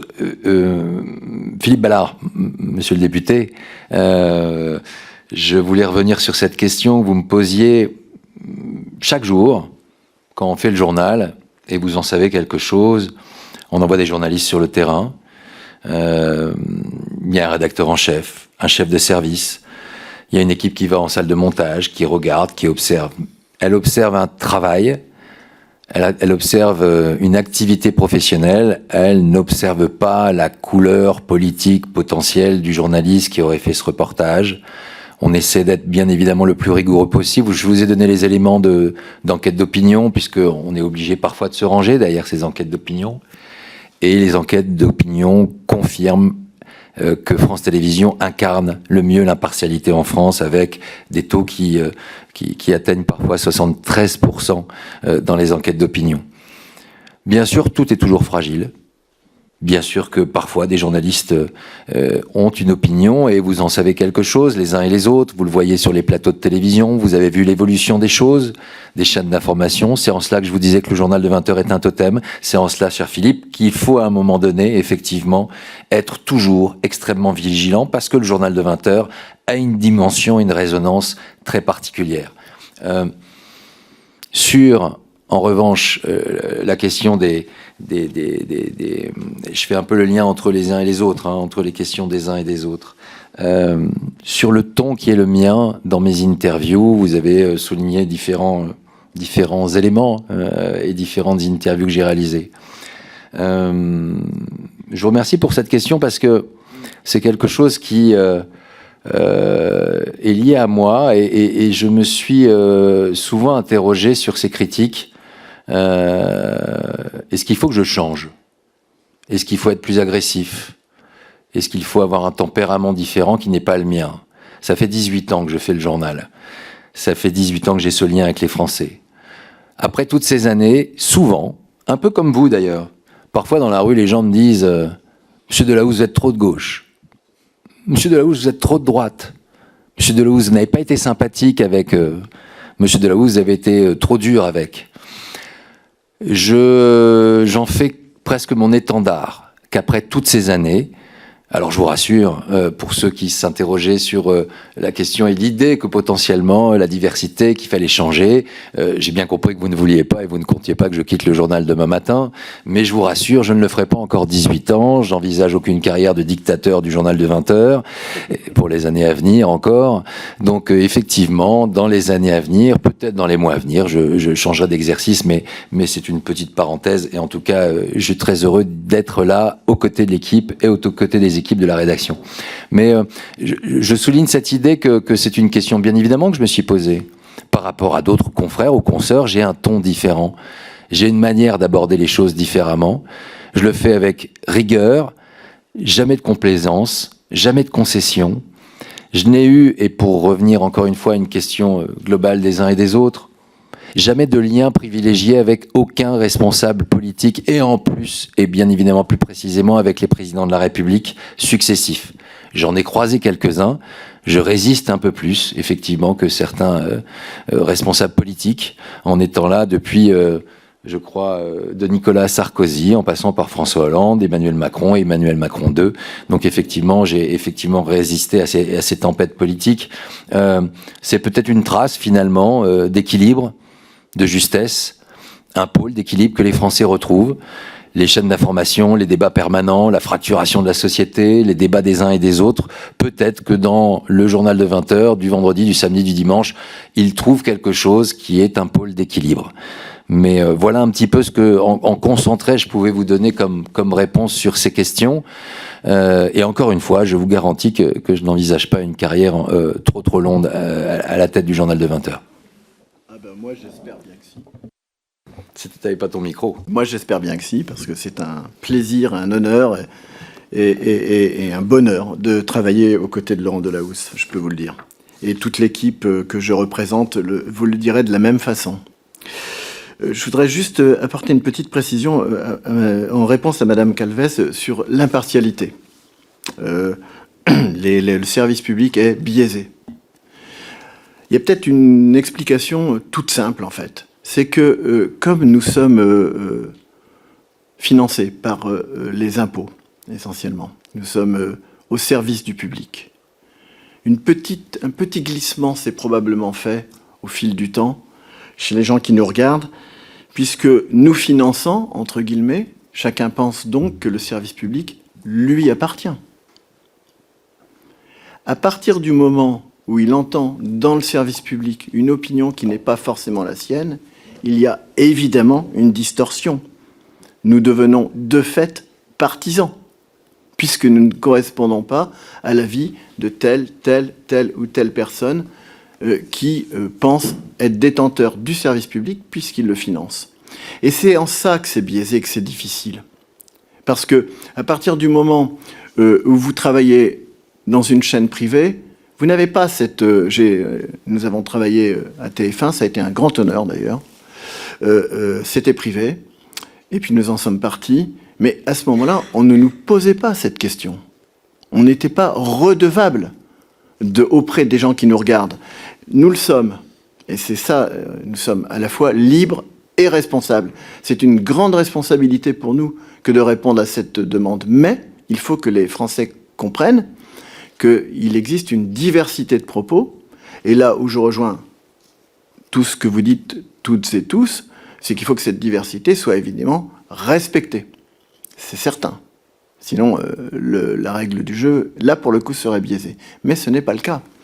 Et comme une inquiétude continue à se faire à propos de notre directeur Stéphane Sidmon-Gomez, comme vous le disiez, Monsieur Ballard, d'abord, je ne sais pas si le supérieur hiérarchique de Thierry Tuillier à TF1 a une carte de presse.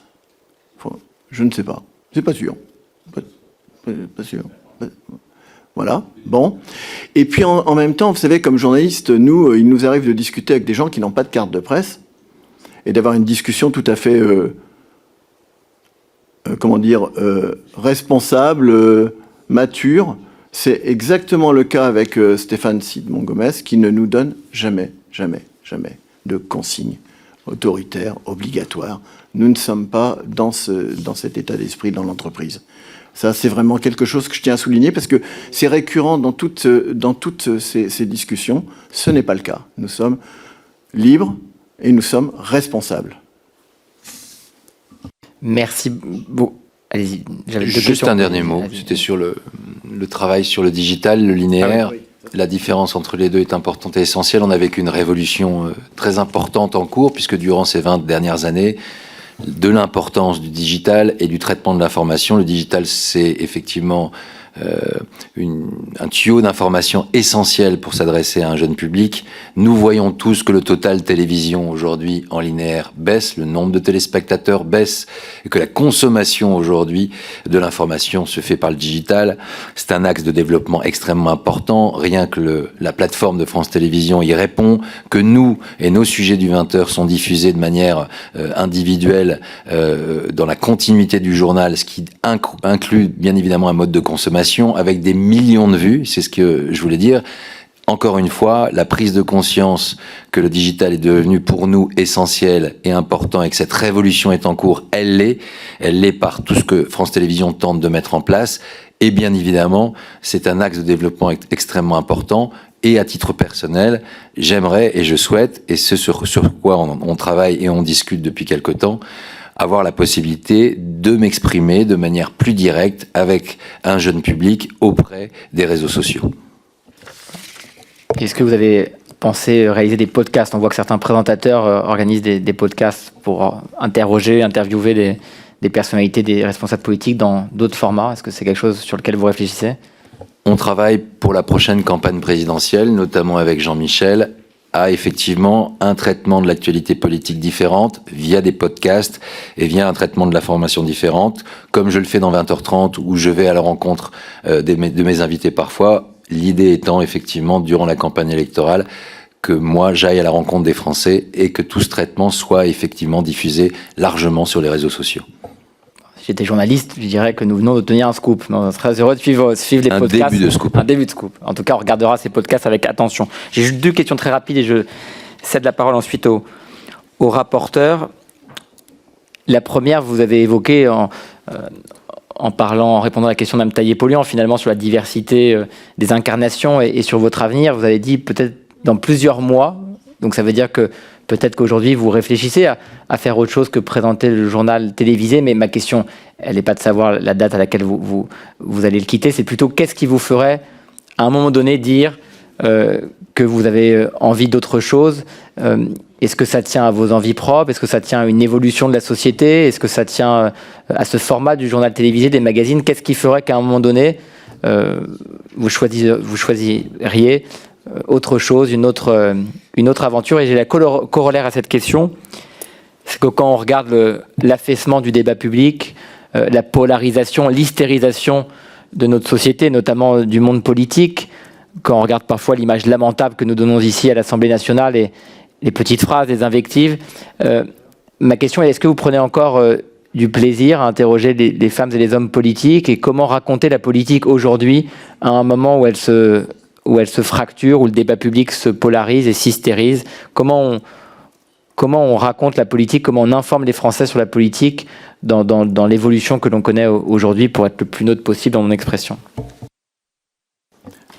Alors, comme vous le savez, je n'ai pas de date de fin de mandat, mais effectivement, l'idée de passer dans une nouvelle aventure, à partir du moment où la passion serait là, elle est là depuis 18 ans à France Télévisions, et c'est ce qui anime les productions de formats, de faire évoluer le journal, de travailler avec une équipe assez formidable, avec laquelle j'ai la chance de travailler, d'une rédaction que j'aime, et il est important ce mot.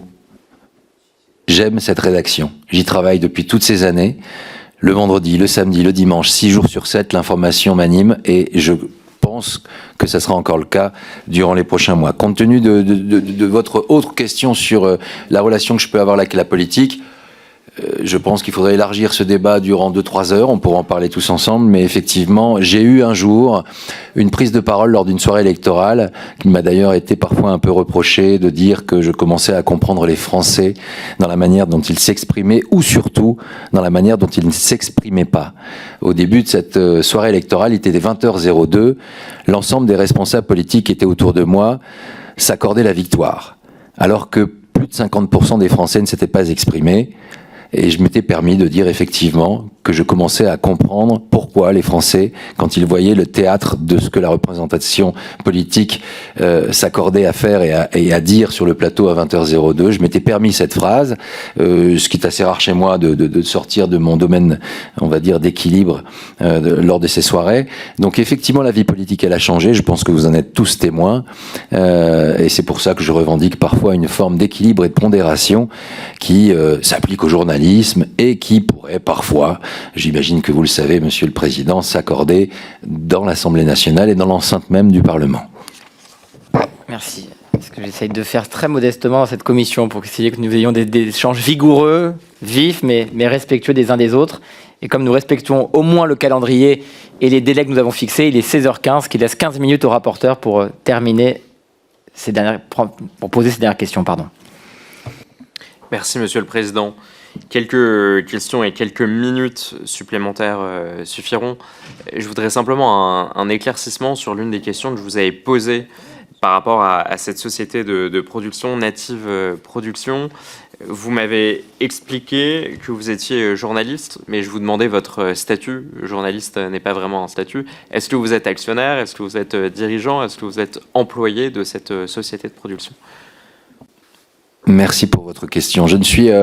on parle souvent de producteur. Je suis producteur exécutif. Je suis des formats en tant que rédacteur en chef, journaliste, qui sont des formats de documentaires qui sont proposés par la structure de production à France Télévisions.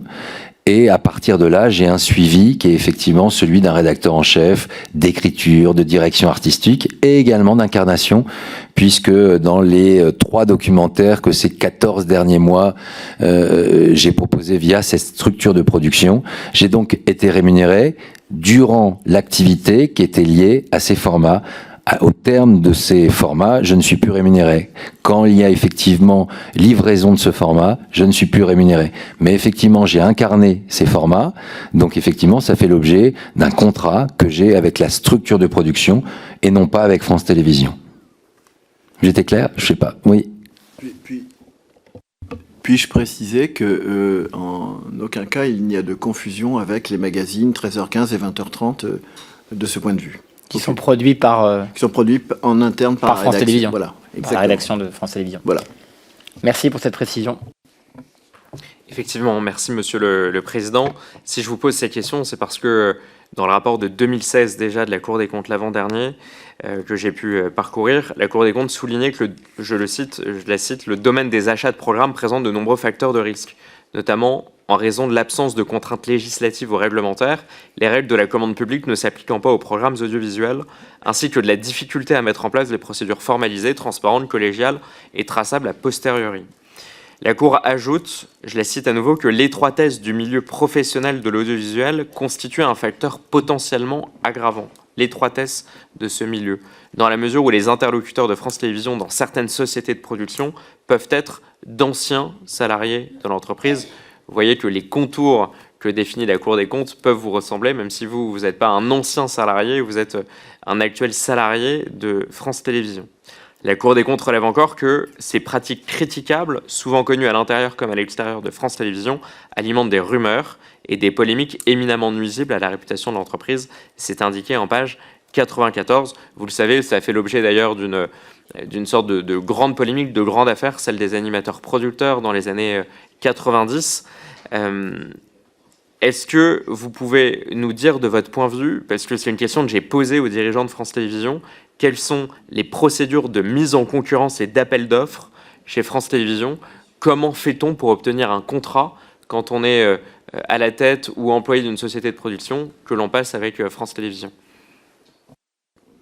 Dès lors que j'ai une idée et que je la soumets à une structure de production, elle va la soumettre.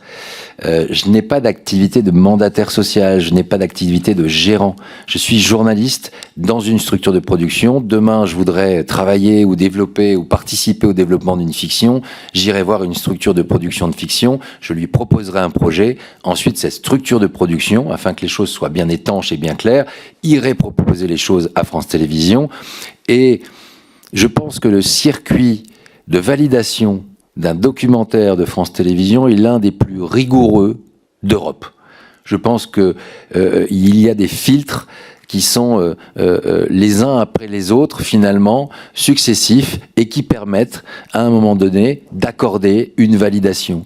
Vous savez, le documentaire, et le reportage en l'occurrence, et Jean-Michel Carpentier pourra vous en parler, avec le tarif SATEF qui est applicable à tous. Et c'est un tarif qui est effectivement de base. Celui du marché des documentaires, à part la durée, 52 minutes, 90 minutes, et peut-être la case de diffusion, sont les éléments qui déterminent le coût d'achat de ce documentaire.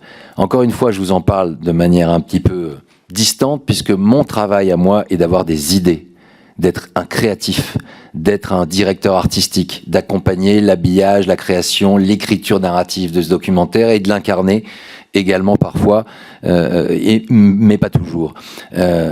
Mais je pense sincèrement que tout ce système de validation, il est extrêmement rigoureux sur le tarif, sur la ligne éditoriale. Je pense que je peux vous apporter ces réponses-là, mais encore une fois, je ne participe pas à ces discussions d'ordre financier avec les dirigeants de France Télévisions sur ces questions-là, et vous le comprenez bien, puisque vous avez évoqué les risques de porosité. En tout cas, il n'y en a aucune de mon côté. Merci beaucoup. Encore 2 questions du rapporteur et je suspendrai l'audition. Merci pour ces précisions. Vous expliquez que ce mode d'attribution des contrats de production, et je vous cite, l'un des plus rigoureux d'Europe, bon, c'est pas vraiment ce que semble indiquer le rapport de la Cour des comptes, et à nouveau, je le dis, ça ne vous concerne pas, des éléments que vous nous avez apportés, mais je me permets simplement de vous faire rebondir sur le sujet. On a eu connaissance et on a pu interroger Delphine Ernotte, qui le reconnaît d'ailleurs, et qui explique que ça doit être au législateur de se saisir de ce sujet. Quand on voit par exemple que Madame Nathalie Darry-Grand, qui a été l'ancienne directrice de France 5, directrice des programmes de France Télévisions, contractualise un certain nombre de contrats au nom de France 5 pour une société, Together Media, elle se fait ensuite licencier de France Télévisions et prend, selon des informations qui ont pu circuler, des centaines de milliers d'euros d'indemnité de licenciement, et se retrouve directement à la tête de ces mêmes émissions qu'elle a signées pour le compte de France Télévisions dans la société de production, pour prendre ensuite la tête de cette société de production.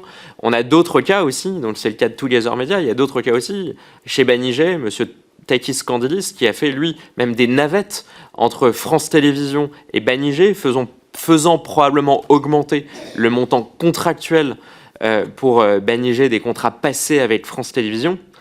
Vous expliquez que ce mode d'attribution est l'un des plus rigoureux d'Europe. J'imagine qu'en 20 ans, vous avez dû voir nombre de pratiques, de dérives, de dysfonctionnements. Vous qui connaissez aussi bien les sociétés de production que le secteur de l'audiovisuel public, comment est-ce que nous, législateurs, demain, on pourrait mieux encadrer ces pratiques-là qui peuvent s'apparenter, je le dis clairement, à de la prise illégale d'intérêt? Sachant que peut-être que M. Delahousse peut revenir sur la question, parce que c'est important aussi qu'on parle de vous. Vous aviez une société de production qui, elle, a sans doute fait faillite, ou en tout cas a été mise en liquidation judiciaire. Donc ça veut dire que France Télévisions ne vous a pas garanti de manière éternelle des contrats de production, sinon j'imagine que votre société de production n'aurait pas été mise en liquidation judiciaire. J'élargis aussi la question parce que les exemples que vient de citer le rapporteur sont importants, et si vous voulez les commenter ou y répondre, mais peut-être aussi de parler de votre propre situation personnelle, votre société de production qui a été placée, vous l'avez rappelé, en redressement judiciaire, je ne sais pas où on en est. Mais... J'étais actionnaire minoritaire. Actionnaire minoritaire, je n'étais pas dirigeant, je n'avais aucun mandat social, j'ai jamais touché de dividendes. J'ai participé à la création à l'époque où Patrick de Carolis, Patrice Duhamel et Arlette Chabot m'avaient proposé de développer du documentaire. Et ensuite, j'ai assez vite laissé les choses avancer et je me suis concentré sur l'activité éditoriale. Et durant toutes ces années, voilà, ça souligne une chose aussi, c'est de la difficulté des producteurs indépendants. Vous parlez de grandes structures, monsieur le rapporteur, de structures de production extrêmement importantes, extrêmement lourdes, et qui ont des investissements et des fonds d'investissement qui les soutiennent. Là, je vous parle d'une structure de production qui n'avait rien à voir avec ces groupes, et qui était une petite structure de production, qui avait une activité protéiforme. Moi, je m'occupais des documentaires, et en l'occurrence des documentaires d'Un jour un destin. Et voilà. La Cour des comptes, dans son rapport de 2024, qui est plus récent que celui de 2016, je crois, effectivement, elle salue au contraire le contrôle éthique et déontologique renforcé dans les programmes. J'entends ce que vous soulignez, tous les éléments que vous apportez. Je pense que c'est pas mon domaine de compétence d'apporter des éléments plus précis sur ces questions-là. Je crois que vous allez interroger les différents producteurs qui viendront devant cette commission et qui auront le plaisir, comme moi et comme Jean-Michel, de vous y répondre. Le journaliste ne vous a pas quitté, parce qu'effectivement, ils auditionneront la semaine du 16 et du 23, les différents producteurs. Encore une question, j'en aurai une dernière. Dernière question, effectivement. Merci, Monsieur le Président. Vous pouvez effectivement nous faire confiance pour leur poser ces questions, qui, je pense d'ailleurs, sont le sujet le plus important de cette commission d'enquête, les liens entre les sociétés de production, les centaines de millions d'euros que contractualise l'audiovisuel public et qui externalise d'une certaine façon les missions de l'audiovisuel public avec ces sociétés privées, dans des conditions d'ailleurs parfois floues. Et j'ai une toute dernière question à vous poser. Vous avez, dans votre propos liminaire, mis en évidence votre devoir de réserve, le peu d'intervention médiatique que vous faites, la distance que vous prenez aussi à l'égard du monde politique. Léa Salamé, ce matin, l'a rappelé aussi qu'elle n'acceptait quasiment, elle n'a accepté aucun café avec des politiques, alors que pourtant elle est très sollicitée. J'imagine que vous aussi, vous êtes très sollicité par nombre de politiques. Quel est le regard que vous avez pu apporter lorsqu'il y a quelques mois, on a appris que deux figures de l'audiovisuel public, Patrick Cohen et Thomas Legrand, se sont retrouvés dans un café avec des cadres du Parti socialiste, où l'on a pu apprendre cette phrase malheureuse prononcée par Thomas Legrand: on fait ce qu'il faut pour Dati, en règle d'un point de vue déontologique. Quel est votre regard sur ces pratiques? Est-ce qu'il faut davantage encadrer cette imperméabilité entre les journalistes de l'audiovisuel public et les personnalités politiques? Merci, monsieur le rapporteur, pour cette dernière question. Déjà, le mot encadrement me fait parfois un petit peu peur quand il concerne la liberté de la presse. Vous avez pu entendre Patrick Cohen et Thomas Legrand qui vous ont apporté, je crois, des éléments assez précis. Et vous les avez entendus longuement et vous les avez questionnés longuement. Ils vous ont répondu. Je n'ai pas plus de commentaires à faire sur cette séquence précisément. C'est une étrange époque, malgré tout, qui s'ouvre. Pour moi, les journalistes doivent être libres de fréquenter qui l'entendent à partir du moment où ils respectent bien évidemment les principes déontologiques que l'on connaît. Je fais référence à un grand sage de la vie politique que vous connaissez tous, qui est Alain Duhamel, qui dit qu'un journaliste politique qui ne fréquente pas les hommes et les femmes politiques n'est pas vraiment un journaliste politique. Je vous ai rappelé dans mon propos liminaire que j'avais un statut particulier qui m'avait imposé durant toutes ces années une forme de devoir de réserve et d'équilibre, d'où le fait que je n'ai pas très souvent, régulièrement, répondu à un certain nombre de questions dans la presse et interviews, parce que, bien évidemment, on est tenté et on est sollicité on est tenté face aux sollicitations de répondre et de s'engager. Je pense que dans l'époque, ce totem qu'est le journal de 20 heures et cette incarnation, je me rattraperai peut-être plus tard dans une biographie, je raconterai des choses et vous serez peut-être surpris des opinions, en tout cas que j'avais sur ma profession, sur mon métier, sur la vie politique. Mais en tout cas, je me suis toujours gardé d'avoir une certaine distance avec les hommes et les femmes politiques. Vous me parlez de rendez-vous, de rencontres. J'en ai, moi, à titre personnel, très peu. Et même dans la préparation d'interviews présidentielles, je me souviens de 2-3 rendez-vous avec ma consoeur ou mon confrère de TF1 à l'Élysée, avec des conseillers du président. Jean-Michel a été présent et était présent. Nous abordions le conducteur, mais pour aussi tordre le cou à certains fantasmes où les gens pensent que lorsqu'on a une interview présidentielle, les questions sont connues ou toutes connues par le président de la République. Il est important de rappeler aux Français que ce n'est absolument pas le cas. Il y a en revanche, bien évidemment, et certains responsables politiques, et en l'occurrence les présidents de la République, anticipent un certain nombre de questions qu'ils connaissent d'eux-mêmes compte tenu de l'actualité chaude, et même certains d'entre eux l'anticipent parce qu'ils ont des qualités qui pourraient faire d'eux des éditorialistes ou des responsables journalistiques très importants. Une dernière question qui fera sans doute le lien avec vos propos liminaires. Vous l'avez dit en introduction, Monsieur Delahousse, vous êtes sans doute le seul Français qui sait depuis 19 ans où il sera le vendredi à 20h, le samedi à 20h et le dimanche à 20h. Et peut-être pour conclure cette audition, qu'est-ce qui, au fond, vous donne envie de continuer à présenter ces journaux télévisés sur le service public? Est-ce que c'est le lien avec votre équipe? Vous avez beaucoup parlé de votre équipe, vous êtes venu avec Monsieur Carpentier aujourd'hui. Est-ce que c'est encore l'information des Français, la manière dont vous racontez la France et les Français? voilà, au fond, qu'est-ce qui vous donne envie de continuer encore quelques mois ou quelques années à informer les Français dans cette tranche d'information-là? Monsieur le Président, je dirais que vous avez fait une question avec pas mal de réponses. Il y a effectivement ce lien particulier avec les Français. Il y a ce lien avec la rédaction, bien évidemment. Cette passion que j'ai pour ce métier. La chance d'exercer un métier, et c'est une chance aujourd'hui. Nombreux Français n'ont pas cette chance d'exercer un métier de passion et d'exercer un métier finalement qui bouscule beaucoup de codes chaque semaine. Quand j'arrive à la rédaction, je ne sais absolument pas le journal que nous ferons le soir. Une partie de ce journal est préparée en amont, mais beaucoup est fabriqué bien évidemment le jour même. C'est une chance. Vous me parlez de l'évolution de l'actualité, de l'évolution du monde. Elle est extrêmement intense et effectivement enrichissante, ce qui aurait plutôt tendance à me pousser à continuer à exercer ce rôle et à cette place-là.